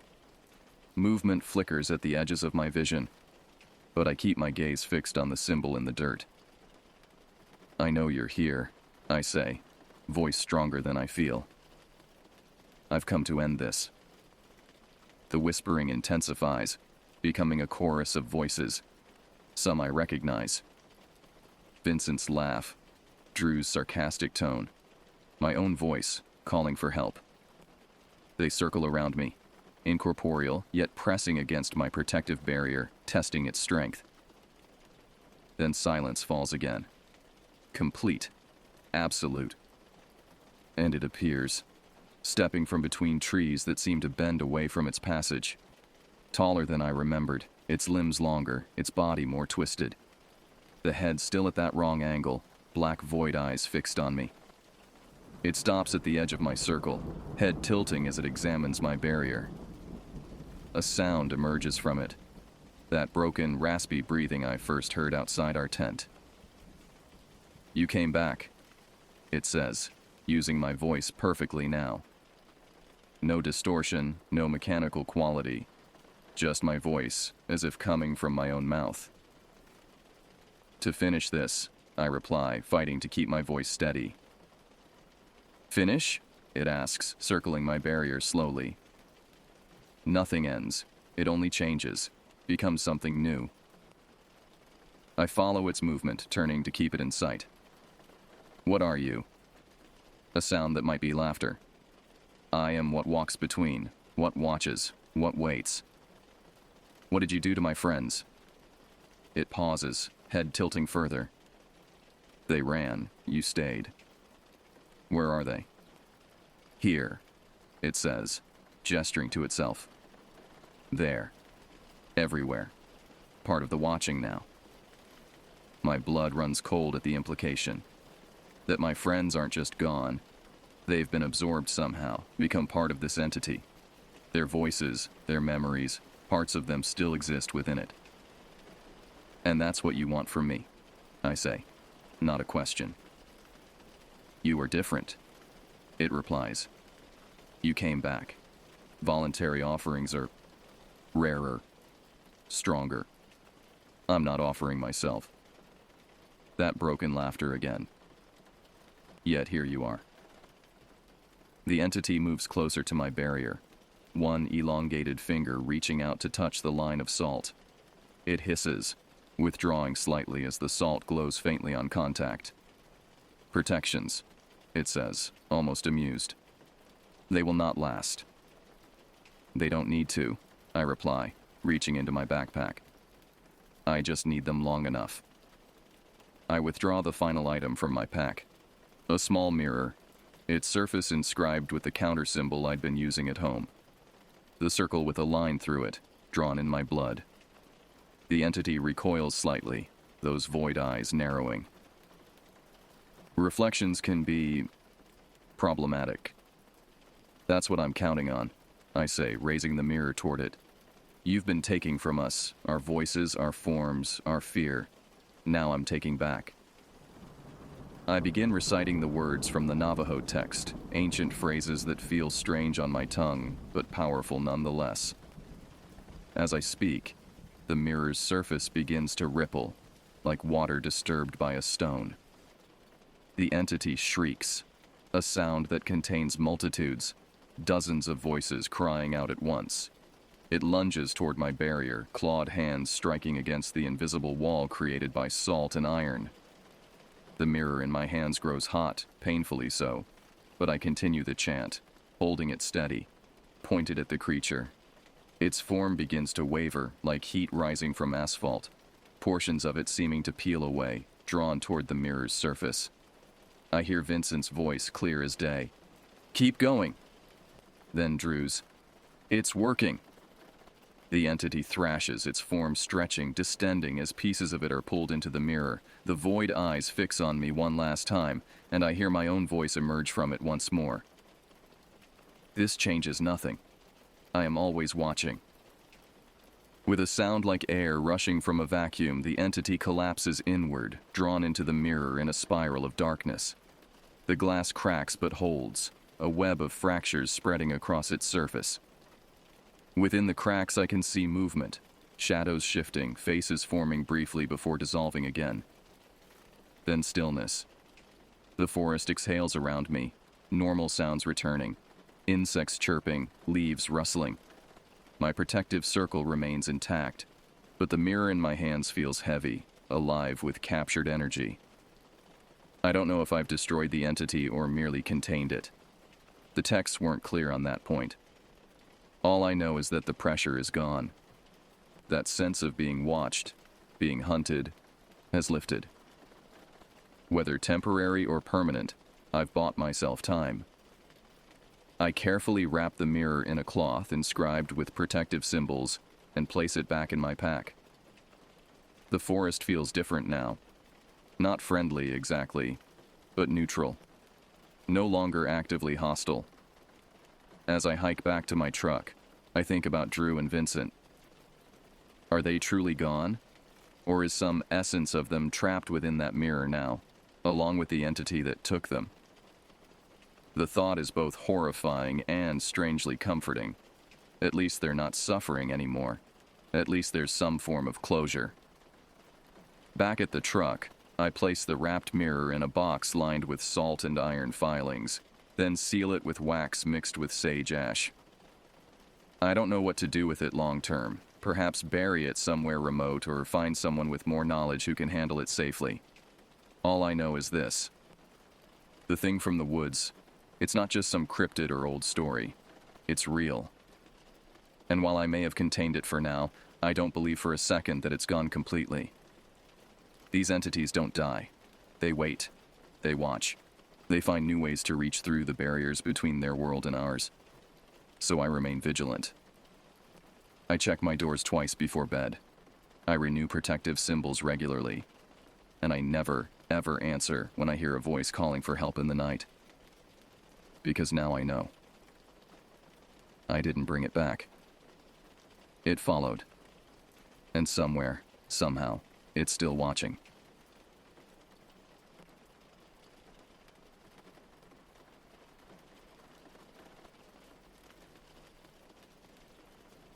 The September air carried an unexpected chill as I loaded the last of my gear into my backpack.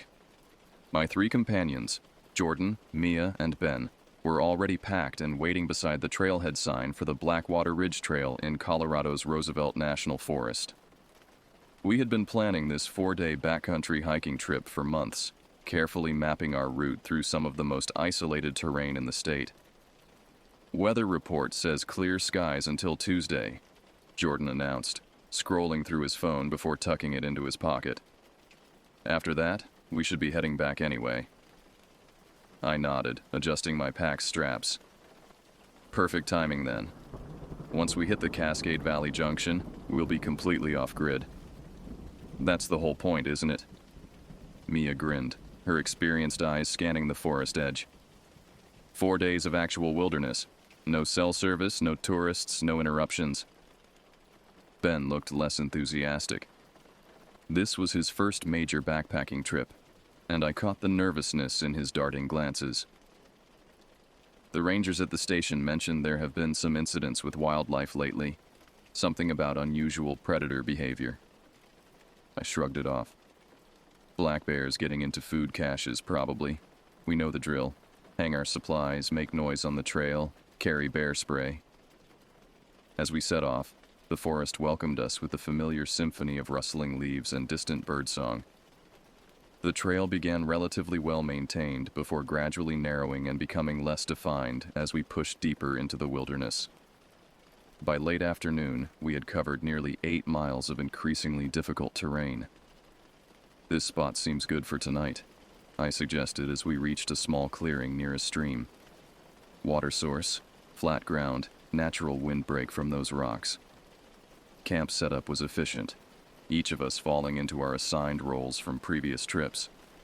As twilight approached, we gathered around our small cooking stove, the forest darkening rapidly around us. "Did anyone bring marshmallows?" Ben asked, his earlier anxiety seemingly forgotten. Mia laughed. "This isn't car camping, city boy. We're traveling light." The night settled in completely, our headlamps creating small islands of light in the vast darkness.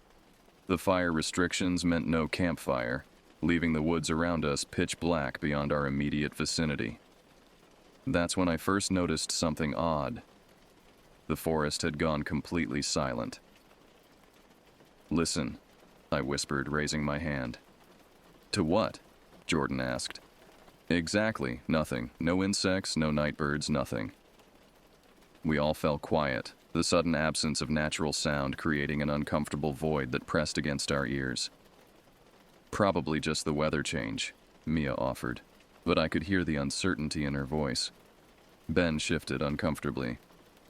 "I read somewhere that predators cause that. Prey animals go silent when something dangerous is nearby."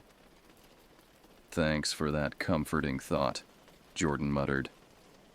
I stood up, shining my headlamp in a slow arc around our campsite. The beam caught nothing unusual among the trees, but I couldn't shake the sensation of being watched. The darkness between the pines seemed to pulse with something just beyond perception. "I'm going to check our food bag," I announced, needing a practical task to ground myself. As I approached the tree where we'd hung our supplies, my light caught something on the forest floor that stopped me cold.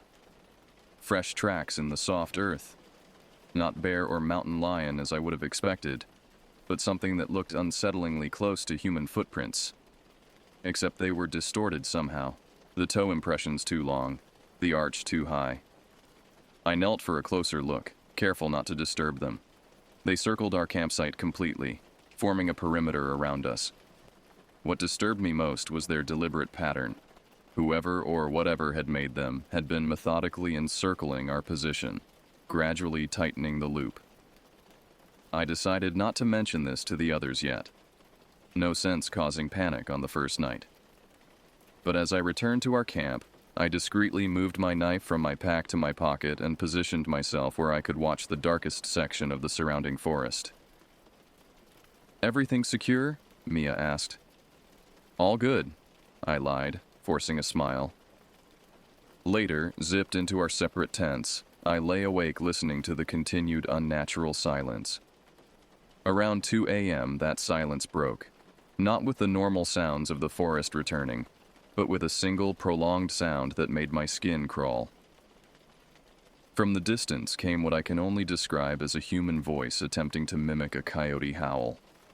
The pitch was wrong, the cadence unnatural, rising in a way that seemed both questioning and mocking. I fumbled for my flashlight, hearing Ben's frightened whisper from his tent. "Did you hear that?" "Probably just a coyote with a weird voice," I whispered back, not believing it myself. The sound came again, closer this time.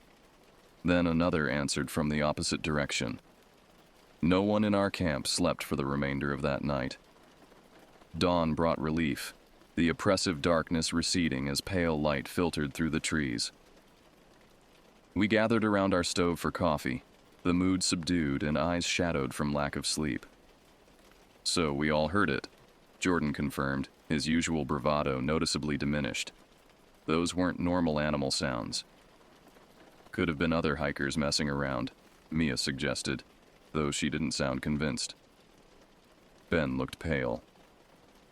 "At 2 a.m., miles from any campground or trail. Who would be out there?" I hesitated before speaking. "I found something last night that I didn't mention. Tracks around our campsite. They looked almost human." "Almost?" Mia's eyebrows raised. Something was off about them, too elongated, and they circled our entire camp. Jordan stood abruptly. "We should report this when we get back. Probably some weirdo stalking hikers."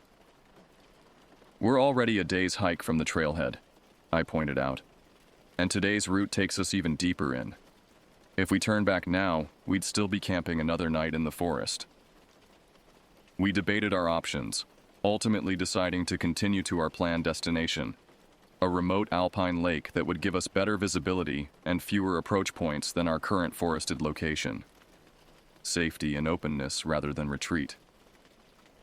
As we hiked that day, the forest felt different.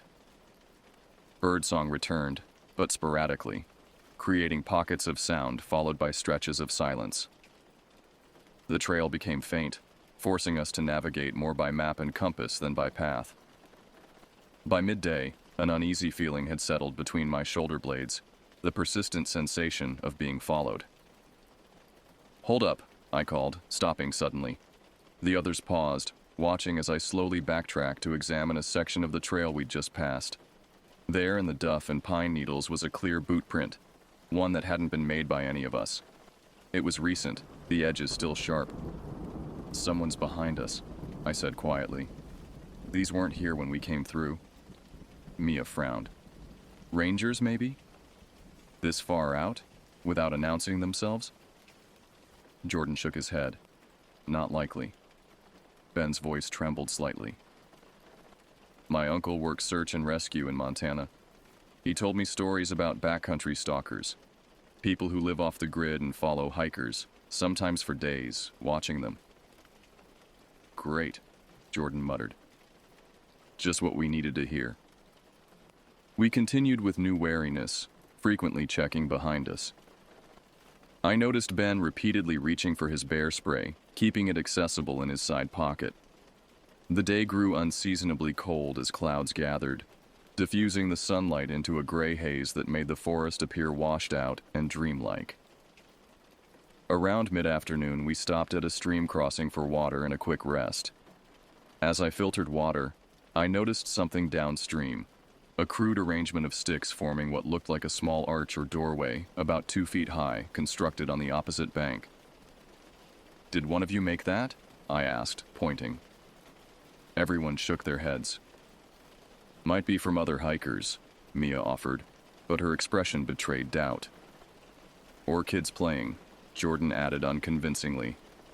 The structure was too deliberate to be natural, yet served no practical purpose I could discern. As I stared at it, Ben gasped, pointing farther upstream. "There's another one, and another beyond that." He was right. Following the stream's curve were several identical structures, spaced exactly 20 feet apart, creating a line that vanished around the bend. "Somebody's messing with us," Jordan concluded, his voice tight. "Has to be." We left quickly, pushing harder toward our destination. The trail steepened as we ascended toward the alpine zone, legs burning with exertion. I was grateful for the physical challenge. It gave me something to focus on besides our growing unease. As dusk approached, we finally reached the lake, a mirror-smooth expanse of water cupped in a rocky basin. The tree line ended about 100 yards back, giving us the open visibility we'd hoped for. We made camp on a flat area of granite with a commanding view of the approach from the forest. Dinner was a quiet affair, fatigue and tension dampening conversation. As night fell, we agreed to take watches in 2-hour shifts. I volunteered for the first, settling on a rock outcropping with my headlamp dimmed and knife within reach. The nearly full moon provided enough light to see the edge of the forest and the open ground between. For the first hour, nothing moved except the occasional ripple across the lake's surface. Then, as the second hour began, I noticed something at the tree line. A figure standing motionless between two pines. I blinked hard, wondering if fatigue was causing me to see things. But when I looked again, it was still there. A tall, impossibly thin silhouette, standing partially obscured by a tree trunk. It made no attempt to hide, yet remained absolutely still. I nudged Jordan, who was sleeping closest to me, and silently pointed. He squinted into the darkness, then stiffened. "What the hell is that?" he whispered. As if in response to his voice, the figure stepped forward into the moonlight. I couldn't make out details at that distance, but something about its proportions was wrong. Limbs too long, movements too fluid, yet somehow jerky, like a puppet with too many joints. Jordan fumbled for his flashlight, pointing the beam toward the tree line. The light reached halfway across the open ground but couldn't penetrate the distance to the trees. When we looked again, the figure was gone. "Wake the others," I said quietly. "We're not sleeping separately tonight." We huddled together under the open sky, taking turns watching until dawn. Twice more during the night we saw the figure, once at the tree line again, and once, disturbingly, much closer, standing on a boulder about 50 yards from our position. Each time when we directed light toward it or made noise, it would vanish. None of us spoke about what we'd seen. There seemed to be an unspoken agreement that putting it into words would make it too real. Morning revealed something that sent ice through my veins. A line of those same stick structures, at least 30 of them, had appeared during the night, forming a semicircle around the lakeside of our camp. Beyond them, at the tree line, a crude symbol had been created on the ground using rocks and broken branches, a spiral with a vertical line bisecting it. "We're leaving," Jordan announced, already stuffing his sleeping bag into its sack. "Now, back to the trailhead." No one argued. We broke camp in record time, foregoing breakfast in favor of quick energy bars eaten on the move. The return journey required traversing the same trail, but we agreed to push hard, hoping to cover in one day what had taken us nearly 2 to hike in. The morning was unnaturally still, even the wind seeming to hold its breath. As we re-entered the forest, I noticed Mia repeatedly checking her compass, frowning each time. "Problem?" I asked. "Something's off with the readings," she admitted. "It's spinning, then stopping at different points. Interference, maybe?" I checked my own compass and found the same issue, the needle swinging erratically before settling in directions that contradicted our map. We would have to navigate by landmarks and the sun, which was increasingly obscured by thickening clouds. The day grew darker as we descended, premature twilight settling among the trees. Without reliable compasses, We found ourselves second-guessing our route at each junction. By mid-afternoon, an uncomfortable realization dawned on me. We were no longer on the trail we had come in on. "This doesn't look familiar," Ben voiced what we were all thinking. He was right. The forest here was older, the trees massive and gnarled with age.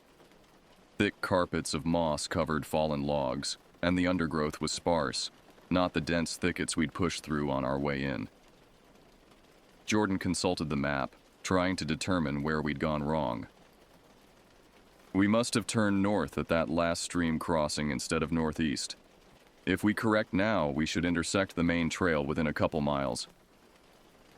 As we adjusted our course, the first raindrops began to fall, light at first, then quickly intensifying into a steady downpour that soaked through our rain gear. Visibility dropped dramatically, the forest dissolving into gray sheets of water punctuated by the black silhouettes of trees. "We need to find shelter and wait this out," Mia called over the hissing rain. "We can't navigate in this." Through the deluge, we spotted a rock overhang creating a shallow cave-like space. Not ideal, but enough to get out of the direct rain. We huddled underneath, watching water cascade off the edge of the rock like a curtain. "At least this will wash away our tracks," Jordan attempted to joke, but the words held an undercurrent of genuine relief. As we waited, the rain seemed to intensify rather than diminish. The afternoon light faded rapidly, and I realized we would likely be forced to make camp here for the night, exactly what we had hoped to avoid. "I'm going to gather some downed wood before everything gets completely soaked," I announced.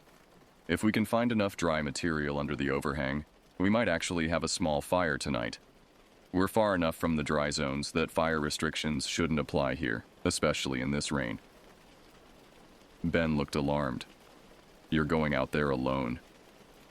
"Just within sight of the shelter," I assured him. "And we need the morale boost of a fire." I ventured out, staying within 30 yards of our rocky refuge, collecting fallen branches that still had dry undersides. The forest floor was littered with potential fuel, and I soon had an armful of promising wood. That's when I heard it, a sound so out of place that I initially couldn't process what I was hearing. From somewhere in the rain-drenched forest came the clear, unmistakable sound of a flute or whistle, playing a simple 3-note melody that repeated with mechanical precision. I dropped the wood and sprinted back toward the overhang, nearly slipping on the slick ground. "Do you hear that?" I gasped as I rejoined the group. They listened, faces tightening as the melody drifted through the rain. 3 notes, pause, 3 notes, pause, endlessly repeating. "Who would be playing music out here?" Ben whispered. "It's calling us," Mia said softly, her eyes wide. "Or calling something to us." The melody continued, maintaining its distance, neither approaching nor receding. After perhaps 10 minutes, it finally stopped, leaving only the sound of rain. "We need to leave," Jordan decided. "Rain or no rain, we can't stay here." We hurriedly repacked our minimal gear, leaving the shelter despite the downpour. The forest had grown darker still, forcing us to use our headlamps despite the early hour. We moved in a tight group, Jordan taking the lead with the map protected inside a waterproof case. The rain gradually subsided to a light drizzle, but the cloud cover remained impenetrable, leaving us in a perpetual twilight. We pushed on, desperately hoping to find familiar terrain. That's when disaster struck. We reached a ravine that had transformed into a raging torrent from the rainfall. The trail, or what we thought was the trail, continued on the other side, but crossing looked treacherous. "There must be a better crossing point," Mia shouted over the roar of water. "We'll split up," Jordan decided. "Ben and I will go upstream, you two check downstream. Whoever finds a crossing point, wait there. Don't attempt to cross alone. We'll meet back here in 30 minutes if neither group finds anything." I wanted to protest the separation. Every horror movie I'd ever seen screaming warnings in my head. But the logic was sound. We'd cover more ground, and with the pair system, no one would be alone.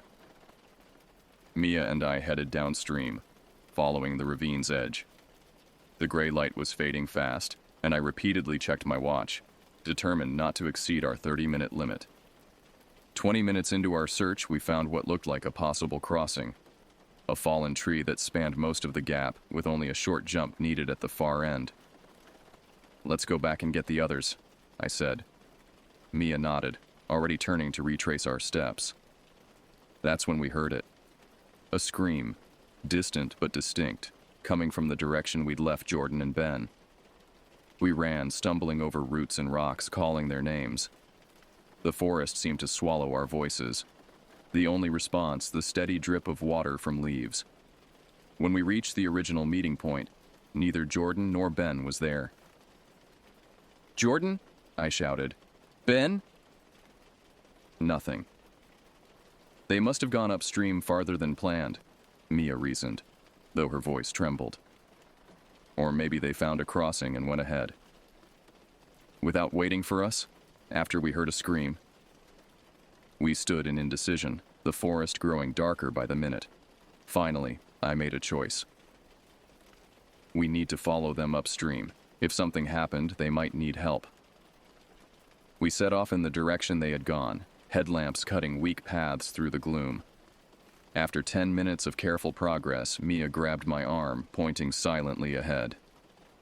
There on the muddy ground was Ben's backpack, contents spilled across the forest floor. His sleeping bag had been unrolled and laid out flat, his clothing scattered in a radius around it. Of Ben himself, there was no sign.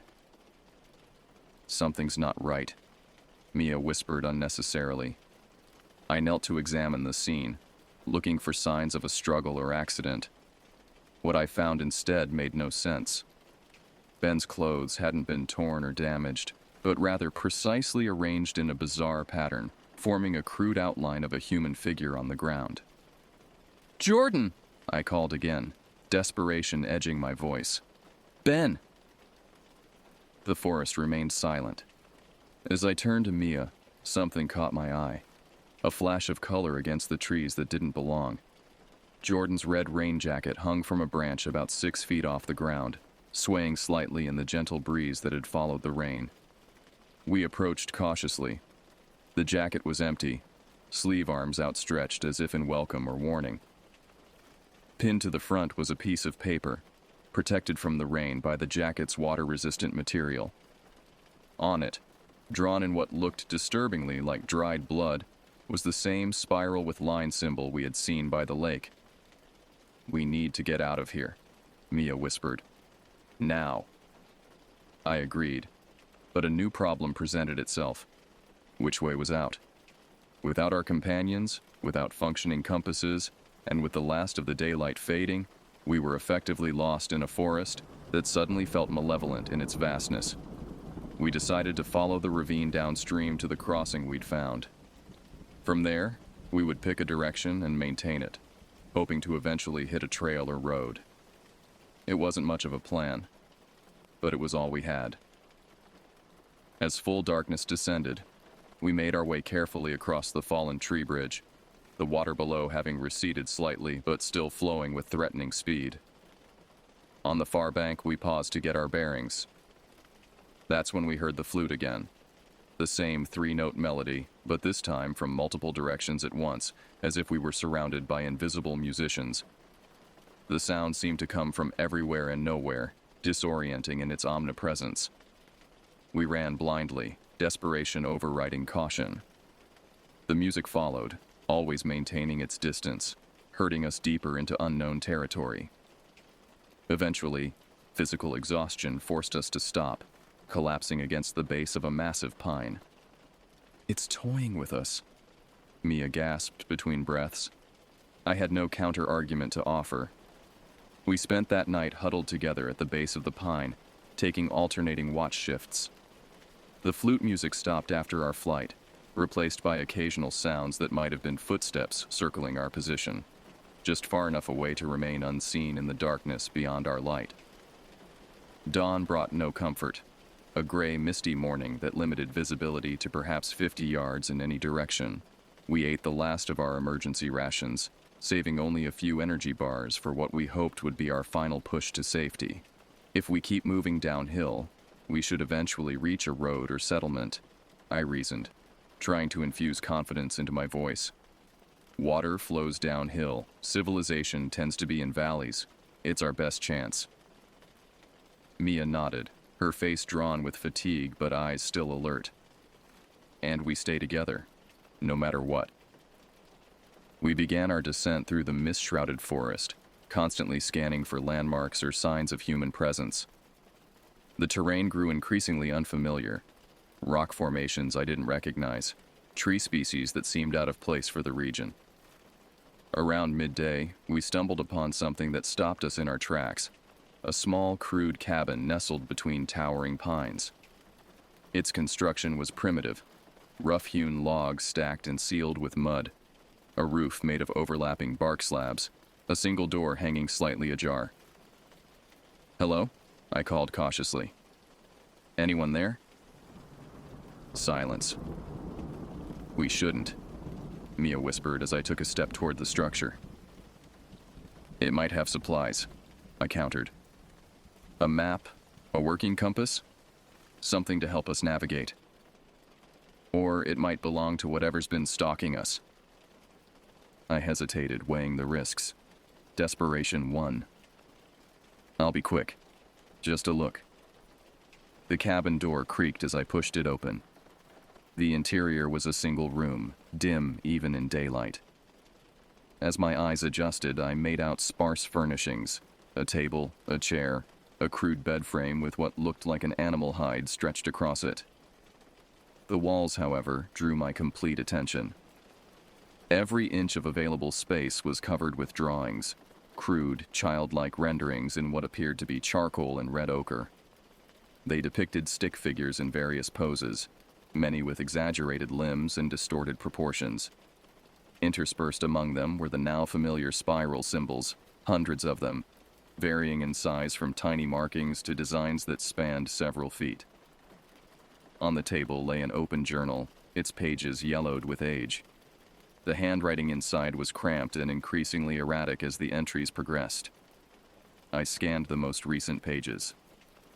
Day 47. They continue to watch from the trees. Not human, not animal. The Navajo were right about skinwalkers. I've seen one change now. God help me. Day 51. The mimicry is perfect until you hear the slight wrongness in the voice. They called using Richard's voice today. I didn't answer. Day 54. The symbols keep them at bay, but only temporarily. Fire helps. They hate fire. Day 58. If found, burn this cabin. Burn everything. They can attach to objects, to people. I'm already compromised. The ranger station is 15 miles due east. Follow the rising sun. Don't look back. My hands trembled as I closed the journal. East. We needed to go east, but which way was east in this perpetual gray twilight with no sun visible? A noise from outside snapped me back to awareness, a rhythmic scratching against the cabin's exterior wall. I backed toward the door, calling softly to Mia, who stood frozen in the doorway. We need to leave. Now. The scratching intensified, circling the cabin with impossible speed. Through the cabin's single window, I caught a glimpse of movement, a blur of pale limbs and dark fabric that set my heart racing. We burst from the cabin, running blindly into the forest. The mist seemed to part before us, then close behind, as if deliberately obscuring our path. We ran until our lungs burned, finally stopping beside a small stream to catch our breath. "Did you see it?" Mia gasped. I nodded, unable to vocalize what I'd glimpsed.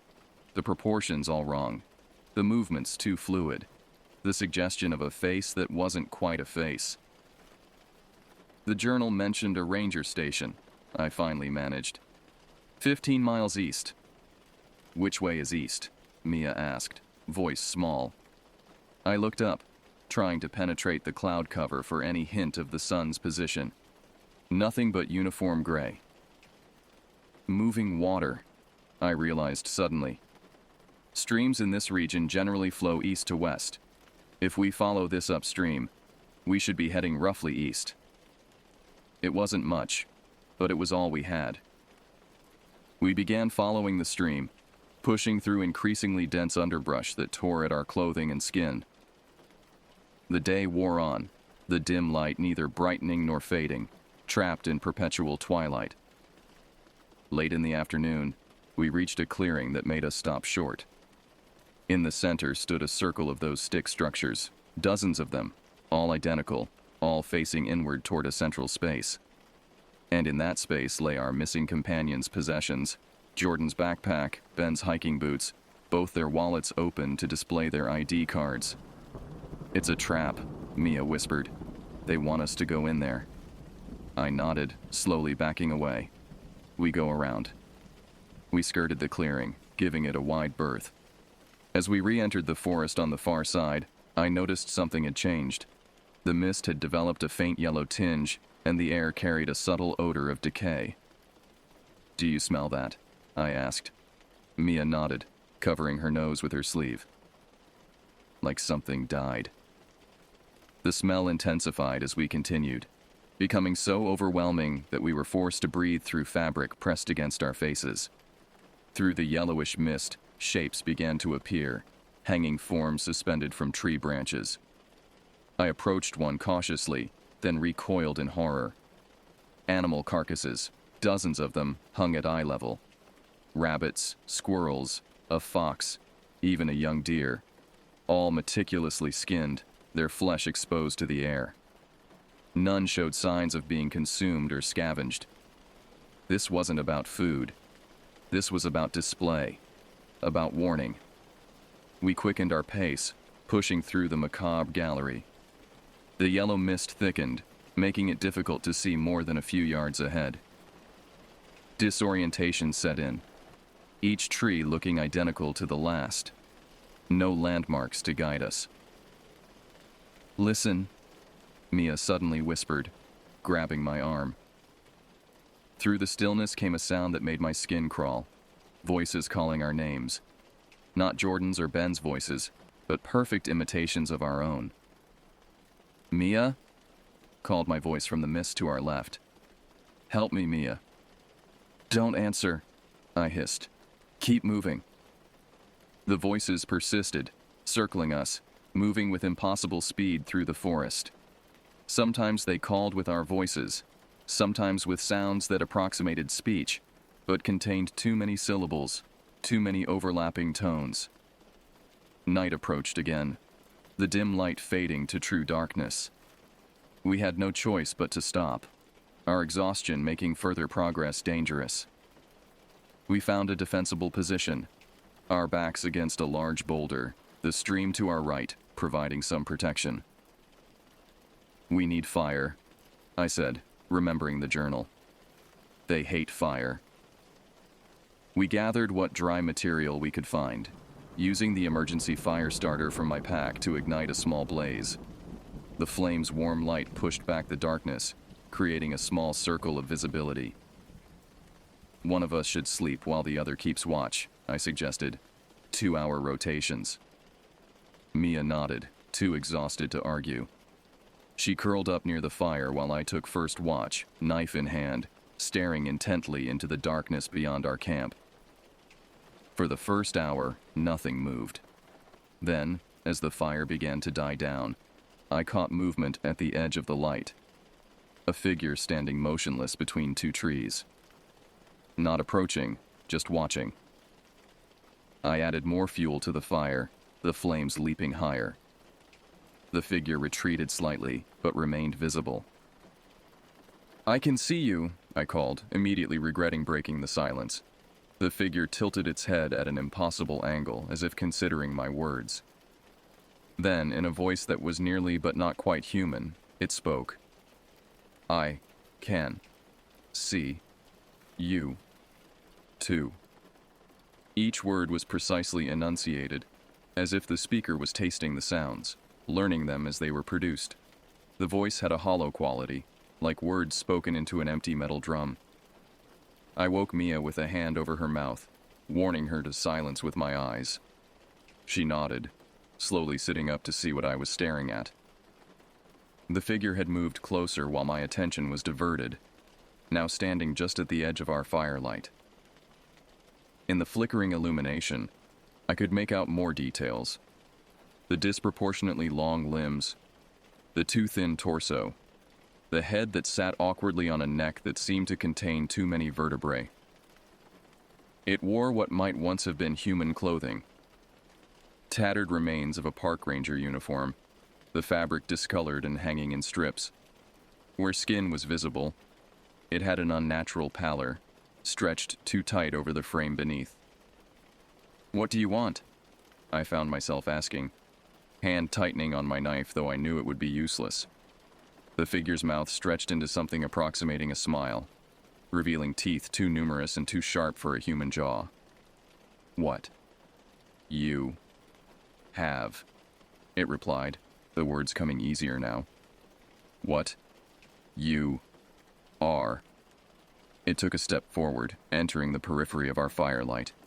I thrust a burning branch toward it, and it retreated with a hiss that contained too many sibilants to be natural.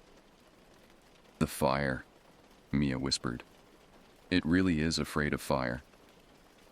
We maintained our vigil through the night, keeping the flames high, watching as the figure circled our position. Sometimes it retreated into the darkness, but it always returned, each time seeming slightly more human in its movements, its speech patterns evolving to mimic our occasional whispered communications. By dawn, or what passed for dawn in the perpetual twilight, we were down to our last pieces of firewood. The figure had been joined by two others, all maintaining their distance but watching with unwavering attention. "We need to move," I said quietly, "while we still have some light." Mia nodded, her face pale with exhaustion. "Which way?"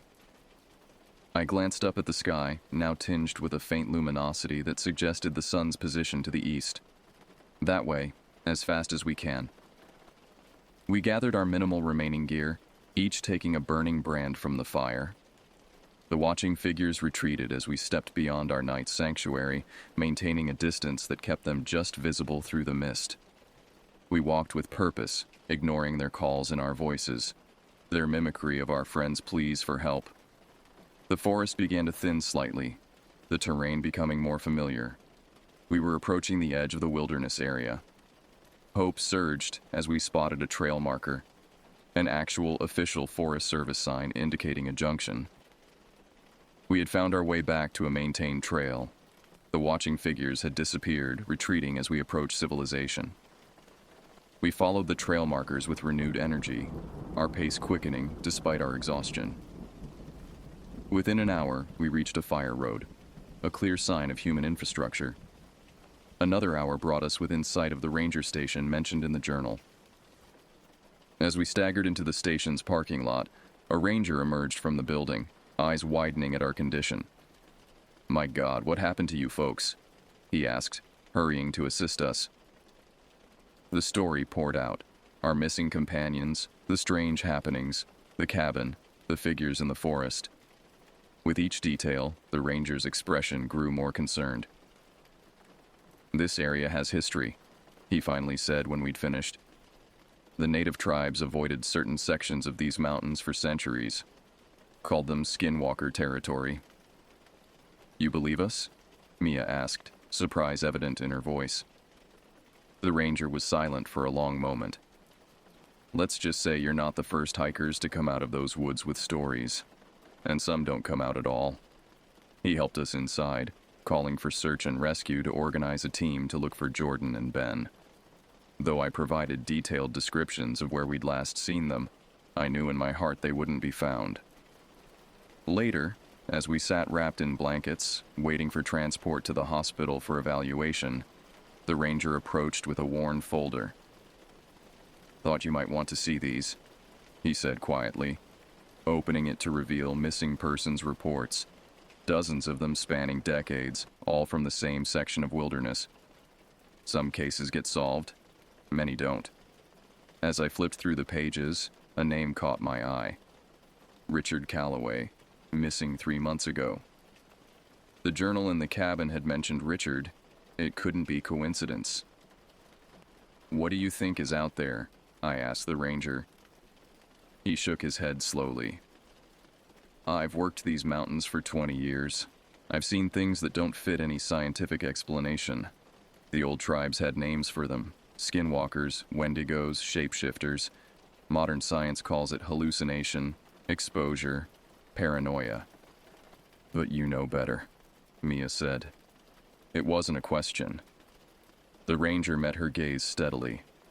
"I know that something in those woods hunts in ways no natural predator does. I know it learns from its prey. And I know that whatever it is, it's spreading." As rescue vehicles arrived and medical personnel attended to our physical injuries, I found myself repeatedly looking back toward the forest edge. The mist had followed us, forming a wall of gray just beyond the station's perimeter. And though I told myself it was imagination, I could swear I saw figures watching from between the trees, standing too still, limbs too long, eyes reflecting light in ways that human eyes never could. They had let us go. Or perhaps they had simply followed us to a new hunting ground. In the months since our rescue, I've researched similar encounters across the country. The patterns are always the same: strange sounds, mimicry, stick structures, spiral symbols. Travelers permitted to escape while others vanish without trace. I don't hike anymore. I avoid forests entirely. But sometimes, on particularly gray days when mist rolls through my neighborhood, I catch myself listening for a three-note melody or glimpsing movement that doesn't quite match human proportions. And I wonder if they followed us home after all.